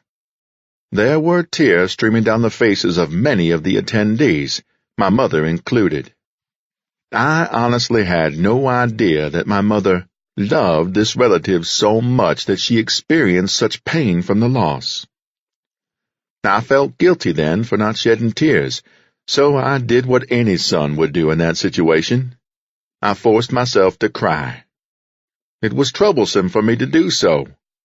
I required a lot of self-inflicted pain and a considerable amount of humiliation for me to force those half-dozen tears to pour from my tightly closed eyes. I swore then that I would never force an emotional response again. I did not care for those who passed before me with the kind of longing that would allow tears to fall so freely. For years I thought that I was to blame for my heartless nature, but now I do not believe that to be true. Perhaps the entire world is too emotionally fixated on those around them. How can you live with that kind of devotion to the existence of others? I am not a heartless man. I have known both love and hate. I've experienced loss that has all but completely crippled me. Still, the tears would not fit in his story. His wife and her selfish act would play center stage in his mind as he raised his children alone. I would not shed a tear for them either. If it were up to me, they would be next. I wanted to wring every ounce of love out of his weak heart that I could and force him to comply with my will. All in due time, though, I thought to myself. I adjusted my tie before placing a white rose over the monster hidden in plain sight. A sneer forced itself upon my lips, and I no longer tried to fight it. The evil buried beneath was fighting for a touch of light to fall upon it, and I was not willing to suppress it any more. My enemies would know the grievous lengths that I would take to solidify my power, and I would not bat one eye in fear of what I have become. 22. Sydney Tyler. My luggage was packed up nicely and already checked for my flight to London when I made my way to the security checkpoint at AUI. American Union International was the airport which had taken the place of O'Hare, as it had been called when we still lived in the United States. Now that Chicago was the nation's capital, A lot had changed from what was depicted in the history books. That was a subject that had always kept my interest. It was skewed values, two sides intent on damaging the other side at all costs. And it cost everything, I thought to myself as I stepped through the metal detector. Whether or not anyone would ever admit it was another thing altogether. I seriously doubted that the three separate countries would ever reconcile. This was especially true for the Confederate States of America. There was a holier-than-thou vibe to their government. The Bible Belt had clung on to God as the rest of the country sank deeper into darkness. There was something off-putting about those who cling to a cause so tightly, so passionately. "Thank you, ma'am," the security agent said as I stepped through the final detector. I nodded politely and moved on without so much as a word to anyone. I pushed my sunglasses back onto my face to conceal my identity to the pedestrian traffic inside this large facility. I did not like to be recognized when I was out in public. My personal life was not for anyone's pleasure but my own, and Frank, of course. I continued to walk towards the gate when I felt my arm being grabbed. I quickly turned on my toes to see that a security guard had a hold of me. "Miss Tyler, we need you to come with us," the man said as three other guards approached. "What for?" I asked, trying to be brave despite the fact that airport security was a militant organization. "That cannot be discussed at this time. Please, come with us." "I've done nothing wrong," I said with a slightly harsher tone than I had intended. "Miss Tyler, do not make a scene, and do not make me ask again," the man said as he brushed his jacket to the side, revealing a service revolver holstered under his left arm. I didn't know what to do, but I knew that I was afraid.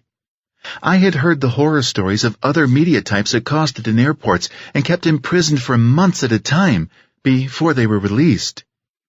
I felt the urge to vomit, but I knew that would only show weakness on my part. Surely this was not one of those cases where I would be held prisoner. I tried to tell myself in order to calm my nerves. It was useless. I could see on their faces that this might be the last time that I saw the outside world. 23. Travis Williams. Screams. The guttural remnants of fear as life evacuated a person. Screams heralded the death in front of me as another cord of flesh was torn from the waitress's body. If I could move my body, I could close my eyes, but nothing worked anymore. I watched the man that I knew as Peter turn to face me with a wicked smile. Matilda. The waitress's name was Matilda, he had said, was definitely dead now. He was just mutilating the body for the pure enjoyment of it. The only thing that was recognizable now was her face. Tears and blood were still wet on her lifeless flesh as I felt the need to throw up, but I didn't have the physical capabilities to make it happen. The sick son of a bitch was whistling a tune as he brought the knife down into another body part. I realized a moment later that it was the same song the dwarfs sang in a musical rendition of Snow White I saw as a kid. "Do you feel the emptiness in the room, Travis?" Peter asked me without looking at me. Instead, it was as if he was still marveling at the death that he brought to the poor woman. "It's welcoming, isn't it? Almost like a good rain in the summer, cooling the temperature by several degrees, giving you a glimpse of what autumn will feel like. It's magnificent, I think." I could not respond. I could only feel pity for the woman and fear for myself. I wondered if the same fate would befall me. Would I succumb to a blade, cutting up my tissue and filleting my flesh into tiny strips on the bloody floor below? For the first time in a dozen years, I prayed to God to preserve me that kind of death. I knew that I did not deserve answered prayers, but I couldn't imagine deserving a death as grotesque as what I had just witnessed. "Please, God," I screamed inside my own head. If I had been able to move, I would be in the fetal position, lamenting the future of what would come of me. "I hope you enjoyed the show," Peter said, pulling me away from my thoughts and back to him. "There's plenty more where that came from, but you won't be around to see any of it." He knelt in front of me and smiled. How could a man smile after doing the wickedness he had just done? You see, I need a scapegoat. I need someone to take the blame for this mess, and that, my friend, is you. He stood up and pulled a 9mm from his pocket and wiped his prints from it. I watched as he placed the gun into my hand. The rubber gloves covering his hands were stretched into a pale bluish tint. I could see the hairs of his hand under the rubber skin. A few seconds later, the barrel of the gun was pointed under my chin. I could barely feel the cold metal, but it was there nonetheless. "Goodbye, Travis." Peter pressed my finger against the trigger, and the room exploded in front of me. I watched as fragmentations flew in front of my eyes, splattering in red hues of light.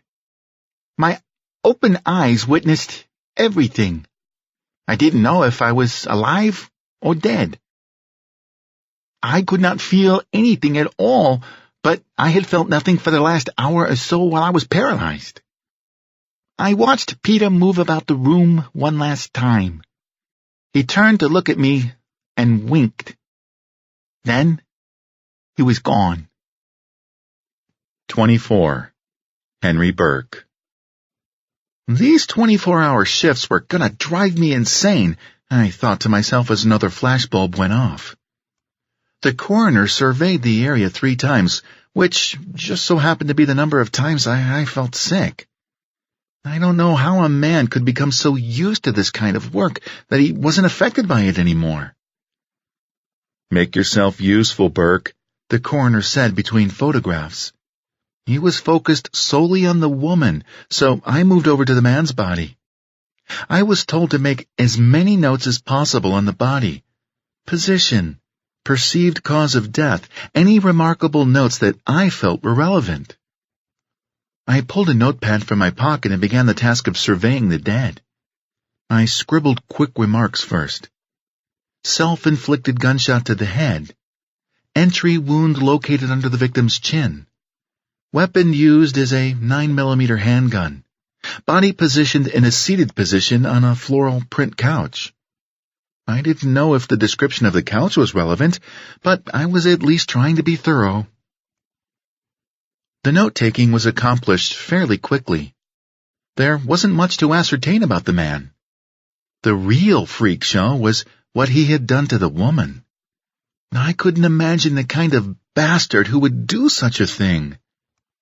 I thought it incredibly horrifying that the man and woman were gazing upon each other with open eyes as he lay dead on the couch and she hung dead from the rafters of the basement. I shook the thought from my mind as I stepped around to the back of the man's corpse. I heard a distinct gurgling sound that I had assumed was the drainage pipes in the old home. As I moved my head closer to the body, I realized that the psycho was still alive. I didn't know how he had survived. Perhaps the bullet had missed his brain as it tore through the front part of his face. I was not raised to allow a man to abuse a woman in such a way. This man did not deserve to survive his wounds. A life in prison was too much of a gift for the deeds he had done, tearing the flesh from the woman's body in small strips. I uttered a prayer to God to mercifully take the bastard out of his misery and to condemn him to the hell that he truly deserved. "Are you all right over there, Burke?" the coroner asked, still taking his notes in a robotic, methodical way. "Yes, Mr. Price, I was about to prepare the body for transport to the morgue, unless you would like to look at it," I said, half afraid that he would realize that the man was still alive as well. What would happen if he was allowed to live? Could he ever break free from his prison and do this kind of monstrous thing again? "It's fine, Burke. You can go ahead and haul him up if you like. The government doesn't like wasting time surveying the depraved killers that we find dead.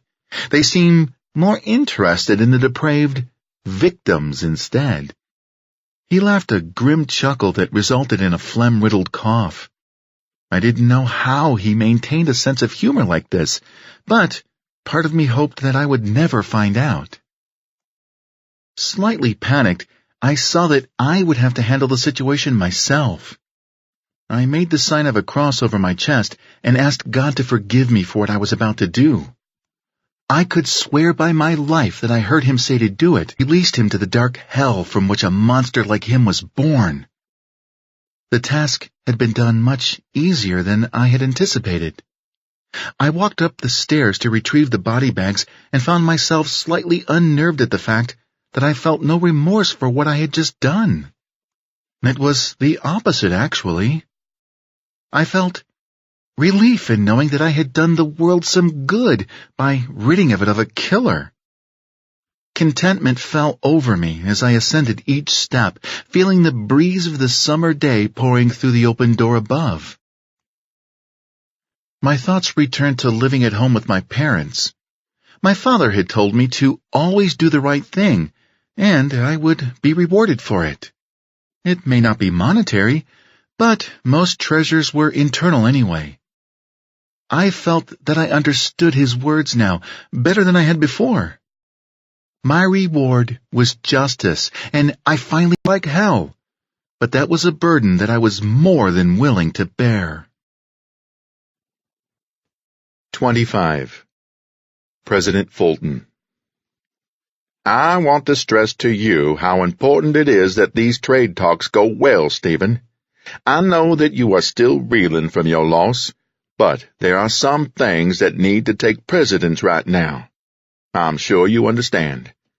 I spoke the words as Stephen sat silently, his face void of expression. I knew that the grief of losing his wife weighed more heavily on him than the late-hour meeting. Still, I wished he would show some concern for the task at hand. "Yes, sir," he said with a solemn expression on his face. My heart would go out to him if I didn't loathe the bastard so much. I had such high hopes when he had joined our cause, but now I just had hopes that he would make it until I could find a suitable replacement.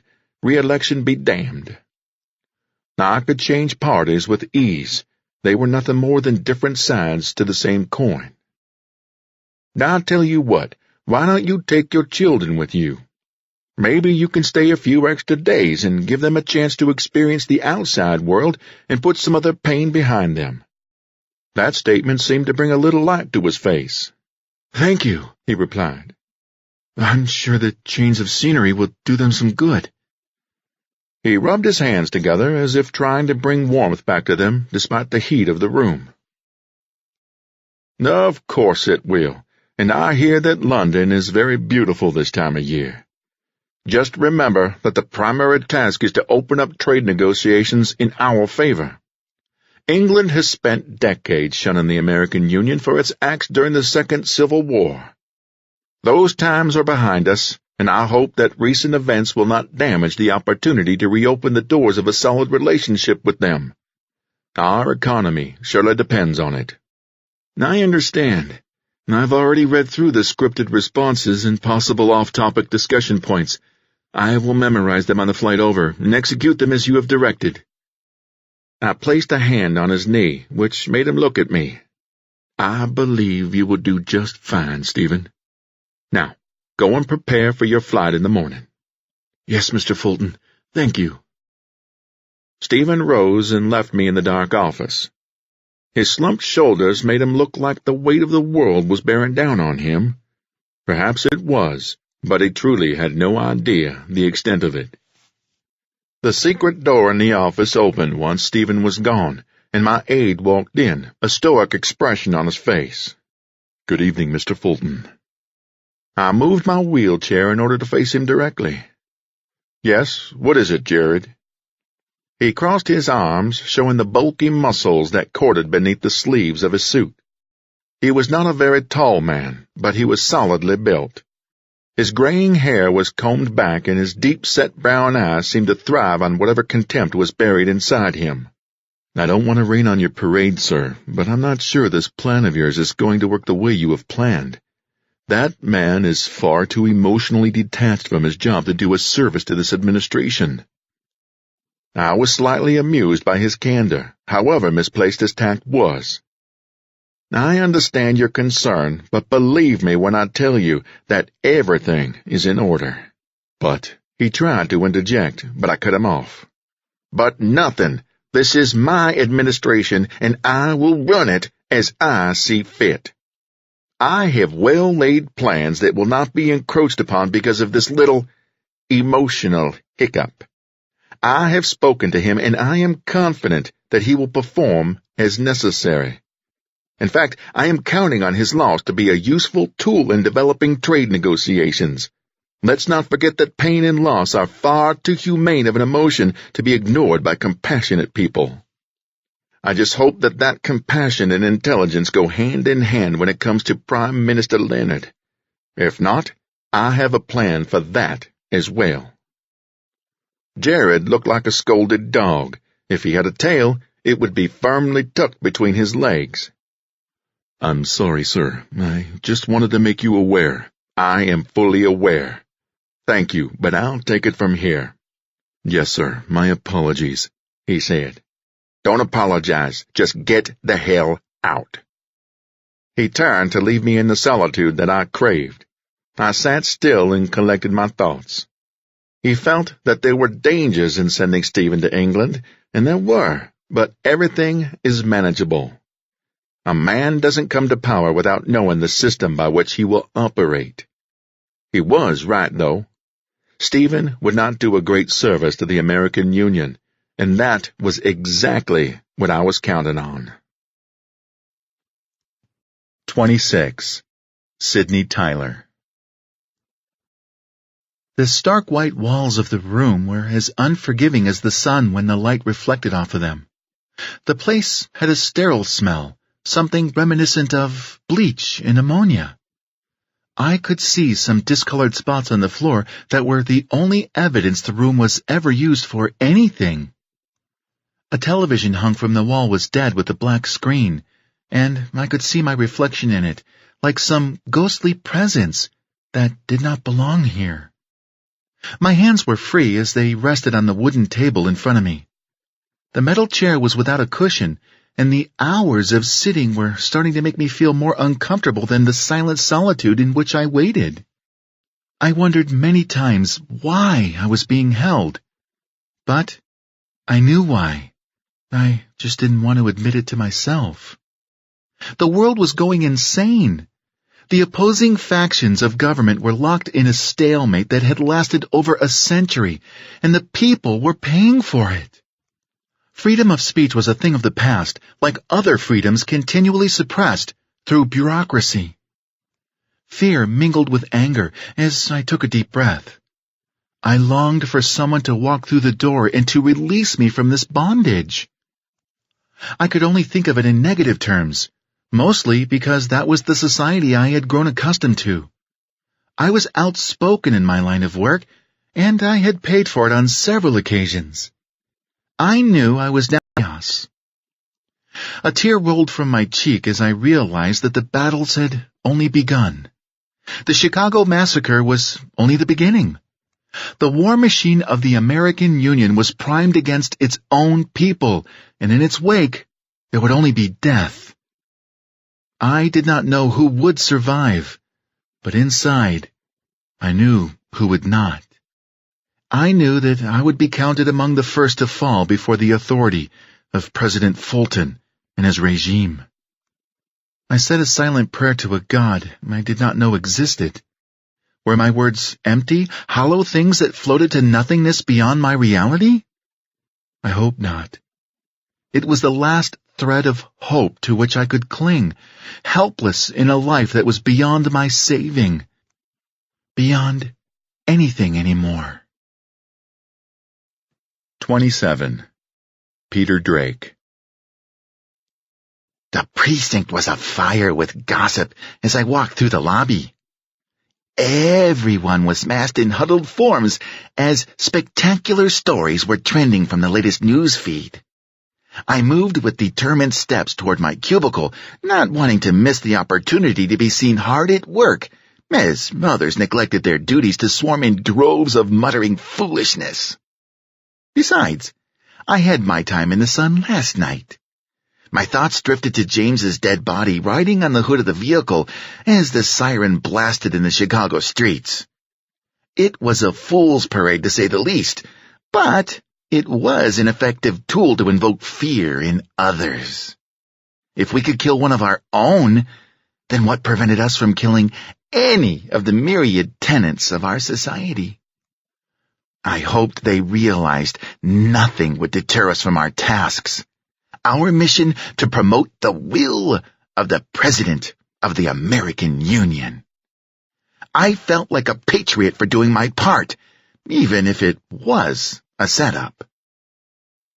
Peter, you're hard at work, I see. The chief walked up behind me and would have startled me had I not seen his reflection in my monitor a few seconds before he spoke. I stood up to render a show of respect that most officers did not use. I felt it set me apart, and I could tell it did by the look in his eye. Yes, Chief, I was just getting started with my shift. He looked at his watch. 45 minutes early, too. That's the kind of diligence that will save our country. He smirked as he patted me on the shoulder. Say, is that blood on your neck there? He gestured to a part of his own neck to let me know what he was talking about. I don't know, I said. I should have been shitting myself in fear, but constant control over one's facilities was detrimental at a time like this. I rubbed my hand over the spot on my neck, and a dim hue of red dubbed off into my fingers. Oh, I guess I might have nicked myself shaving. Yeah, it happens to the best of us. Why don't you get cleaned up real quick? I don't want anyone thinking you're about to bleed to death after the tremendous thing you did for us last night. All right, sir. Thanks for letting me know. I stepped away from him and held my hand to my neck to cover the spot, not knowing how serious it looked. I imagined it wasn't very bad if no one else had noticed, but some people were more observant than others. I looked back to see the chief sitting at my desk and monitoring my work while I was gone. I didn't need unnecessary questions, not after what had happened this morning. I could see the report on every TV in the office. A murder-suicide had been discovered a few blocks from this very precinct. I knew all about it, but my coworkers didn't know that. They didn't know the intricate details of the slaying that had taken place. They didn't know the feeling of a fading heartbeat as it died in your grip. They did in order to succeed. I didn't know the answer to the questions, but I knew how to solve for the solution.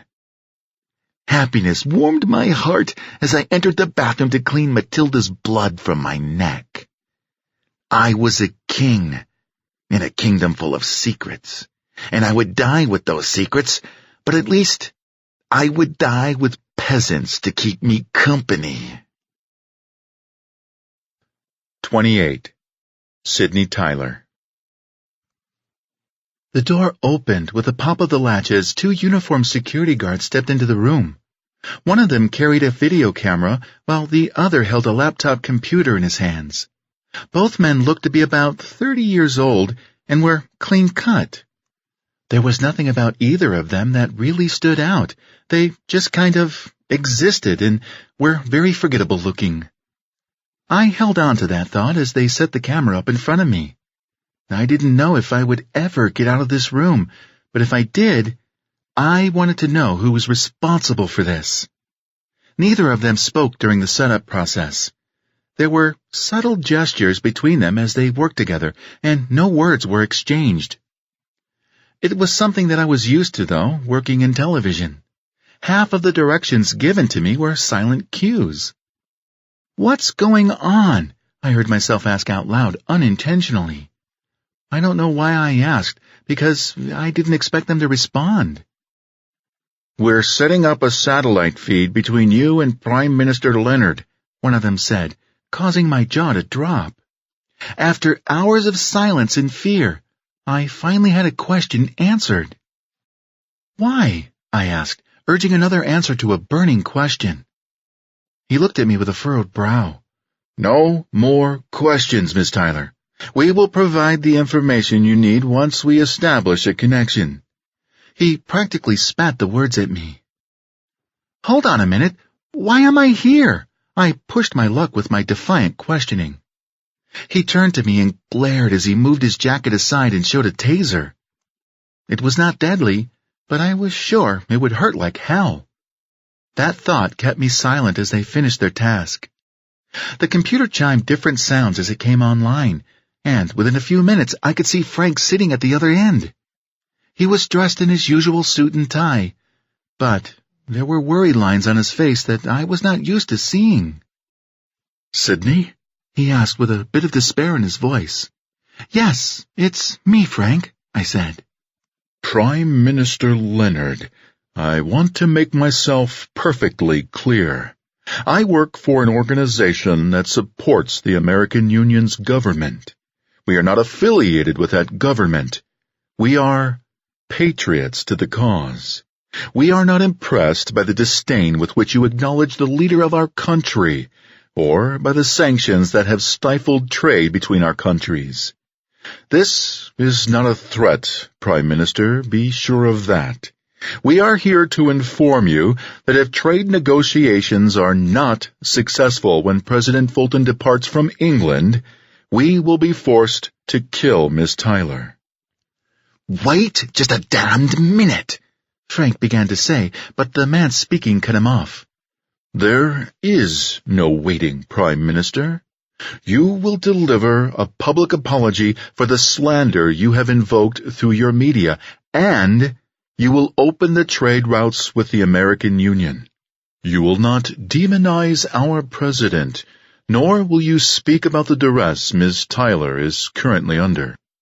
Any failure to perform as we have demanded will result in her swift and bloody demise. Once we are satisfied, we will release her. Do you understand?" Tears welled in my eyes as those words were spoken. I could see the grief on Frank's face as he realized there was no way for him to come out from under this. He either made himself look a fool by denouncing what he had said, or I would be killed. "Do you understand, Prime Minister?" the man behind me asked with a harsh tone. Frank blinked away a tear, and I could see anger creeping on his face. He spoke with a wavering voice. "Yes, I understand fully." "Very well. You have 4 hours to comply with the denouncement. Once that is done, we will contact you again." Frank started to speak again when the screen went blank. The connection was broken, and I was once again alone. Not physically, but emotionally. The two men grabbed the computer and stepped out of the room without uttering a single word. As I sat there, a horrifying thought came to mind. What if they had no intentions at all of freeing me? What if he did as they said and I was killed anyway? I didn't want to know the answer. 29. Sydney Tyler. Within the hour, one of the security men stepped into the room and stood behind me. He lifted a small plastic device, and within a second or two, the television mounted on the wall in the corner of the room came to life. I could see the banner depicting the AUM, American Union Media, where I worked, scrolling along the bottom of the screen displaying a message that Prime Minister Leonard was minutes away from a press conference, and it was scheduled to be aired worldwide. I swallowed hard, knowing that he would be committing political suicide by siding with the AU after over a year of campaigning against it. He was, for all intents and purpose, bedding the political enemy. I could see the Parliament seated as the camera panned from side to side, and I felt nervous as it zoomed in on Frank taking his place in front of them, microphones jutting out in every direction, capturing his words to disseminate them all across the world. The grim look on his face was still evident to me as he spoke. Ladies and gentlemen, my name is Prime Minister Frank Leonard, and I have an announcement to make. Over the past year, I have made many remarks concerning the government of the American Union. I have often belittled President Fulton's ability to rule a country whose moral compass, I have gone on record as saying, is incapable of pointing north. I have spewed political propaganda against Mr. Fulton on almost every media outlet I have been privileged enough to be engaged with. That does not make my words true, however. My choice in bullying Mr. Fulton was a weak decision on my part. Instead of bridging the gap between England and the American Union, I have piggybacked on the sanctions put in place several decades ago by men and women who have come before me. Instead of taking a leadership role in mending broken relationships, I have taken a supporting role in driving us farther apart. That ends today. I would like to renounce the disservice I have done to President Fulton by my words and by my deeds. From now on, I will take a more active role in building relationships and fixing what a good look at ourselves before passing judgment on others. Thank you for your time. Frank stepped off the platform and disappeared into the crowd forming inside the Parliament. His speech had been elegantly delivered. He had met demands of my captors, and for that reason, I now shook with fear. The man behind me placed the computer he had carried into the room in front of me and lifted the screen. On it, I could see Frank sitting in the plush, leather chair in his office. His eyes were red with a mix of anger and despair. I have done what you have asked, and I will agree to the terms of opening trade routes with the American Union as we discussed previously. You have my word on that. Now, please, let her go, he said into the screen. We thank you for complying with our demands, Prime Minister. Don't worry about Ms. Tyler. She will be released from her captivity, the man said behind me, bringing the slightest amount of relief to the nauseated feeling in my stomach.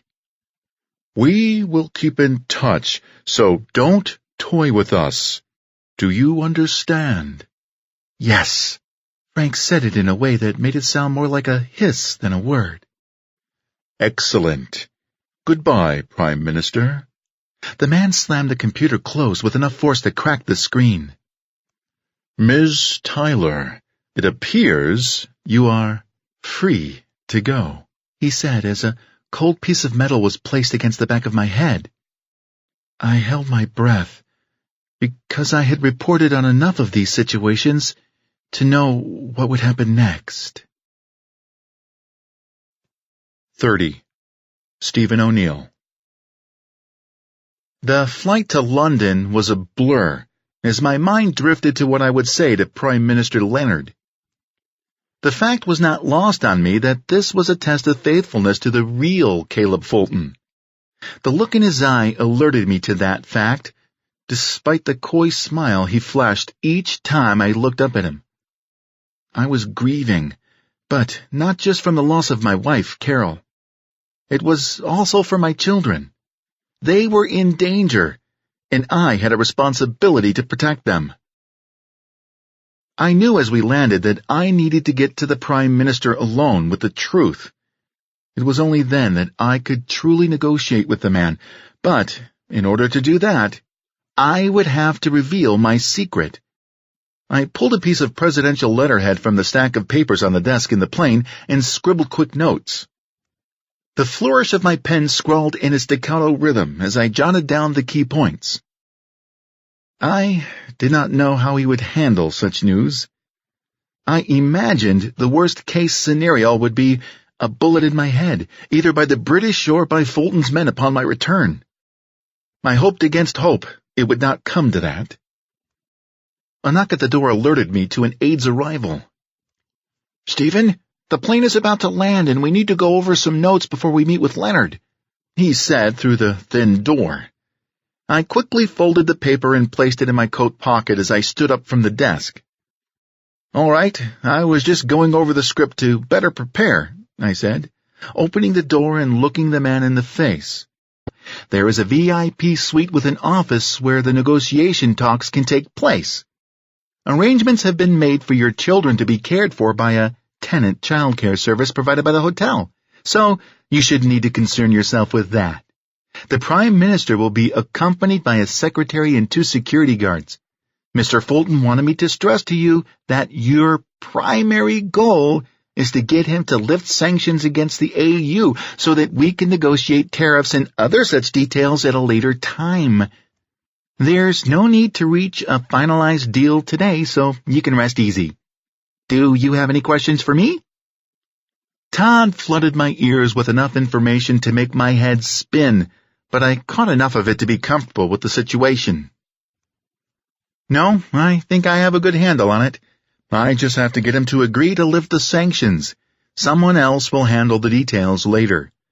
I'm sure that I can do that without any problems," I said flatly. My voice was evident to me. I just hoped Todd did not pick up on it. "You'll do fine, Stephen.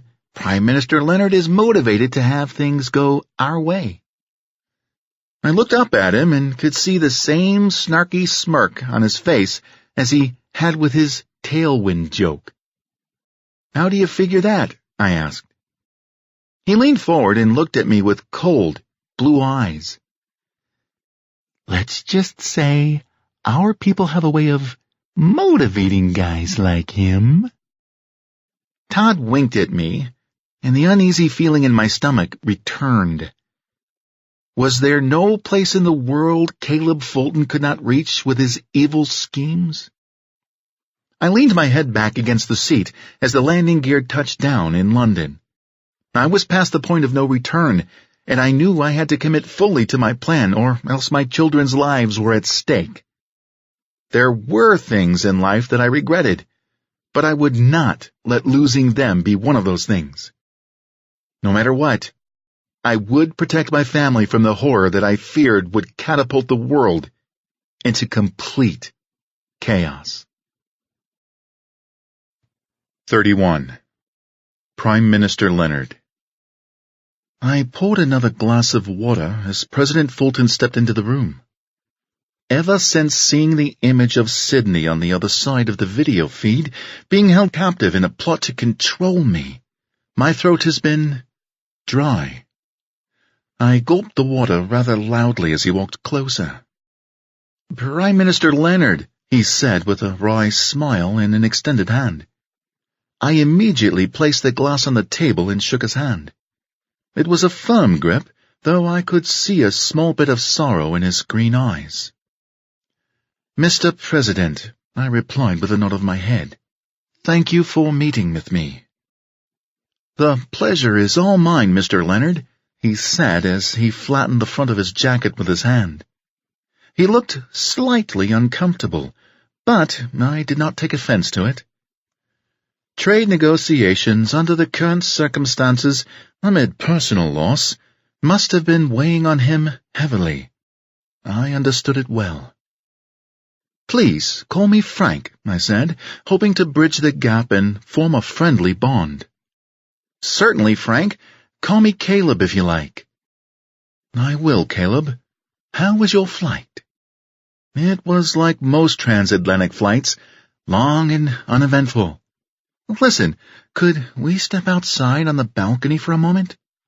His abrupt question caught me off guard, and I looked about the room to get a nod from my security detail. I noticed that a blonde-headed man in President Fulton's company had a strange expression on his face, but I ignored it. "If you like, we have a marvelous view of Big Ben from here," I said as I moved over to the door. Caleb followed me outside and gripped the guardrail with both hands as he looked out over the horizon. If he seemed slightly distracted before, then he looked completely distracted now. Perhaps like a different person.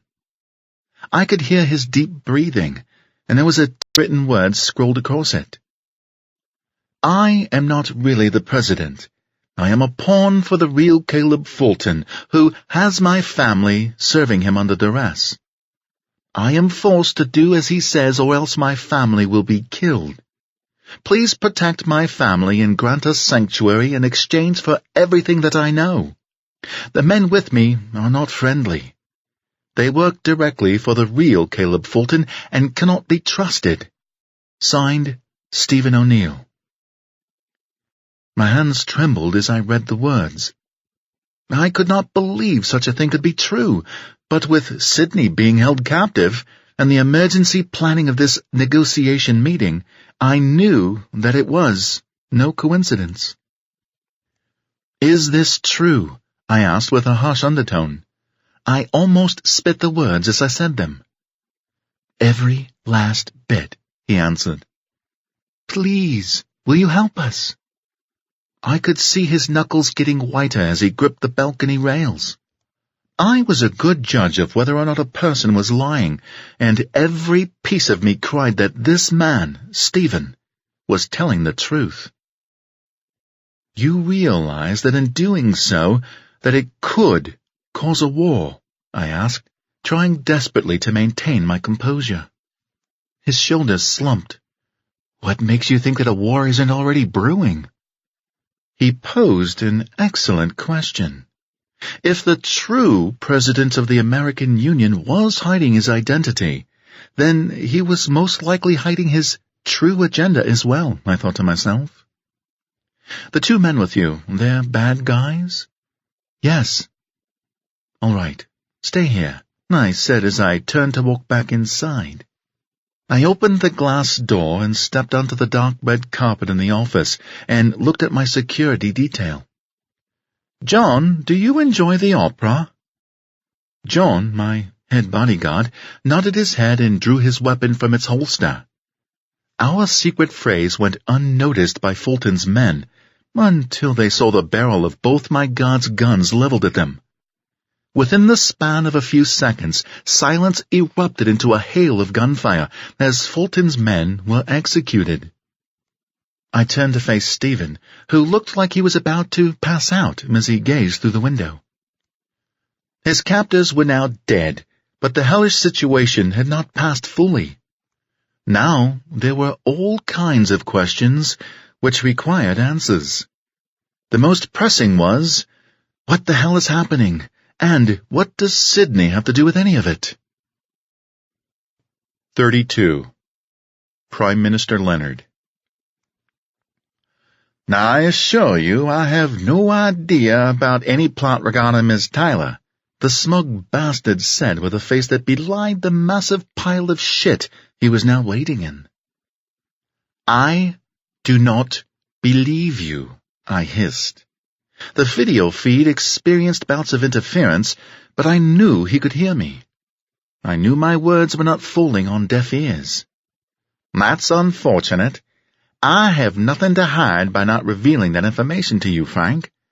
He said my name without any conceit to your demand of revealing my true identity to the citizens of the American Union within the 72-hour window you suggested. In return, I would like the bodies of my men, Todd Childress and Chris Andrews, returned to me for a proper burial. I can agree to that, provided that you use your intelligence information in order to track down Sydney Tyler. I want to see her alive, mind you. Every bit of my body ached to know if she was alive. I have received the information regarding the call you received, and I am having my people trace it. I will do my best to ensure Miss Tyler is returned to you safely. Do I have your word that neither you nor Stephen O'Neill will release the information you have before I have had a chance to deliver it myself?" The audacity of this son of a bitch to presume to tell me how this was going to be played out. pissed me off. I bit my tongue. You have my word. Mr. O'Neill is being held in a secure location, both for his safety and to prevent any kind of leaked information from being dispersed by accident. Does that suit your needs? It does. Fulton scratched his eyebrow and ran his hand behind his head. Be sure to watch the news outlets, Prime Minister. There will be something of interest to you very soon. Before I had a chance to respond, he closed the communication link. What does that mean? Stephen asked. The man looked bewildered, with his shirt untucked from his pants and bands of sweat forming under his arms and around his neck. I thought for a moment that he might have a heart attack. I stood up and closed the screen to my computer. Fulton's words, obviously, had a double meaning. He wanted me to keep an eye out for his announcement, but I knew the tragic truth was that he wanted me to hear something more. I believe it is a declaration of war. I could hear Stephen gasp. The words escaped my lips almost as if my brain didn't have a chance to filter through them. It was automatic. The horror of my words was not that they existed, but that they were most likely true. I knew war was a possibility, but I didn't think it was a likely conclusion. Regardless, I had no choice but to take his threat as a real possibility. And if that was so, then God have mercy on us all.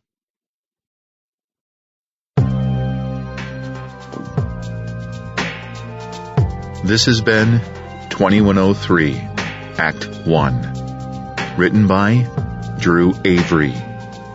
Narrated by Al Kessel.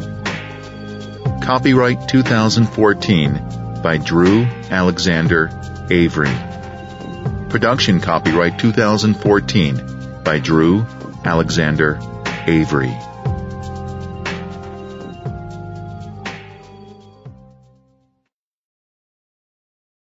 Audible hopes you have enjoyed this program.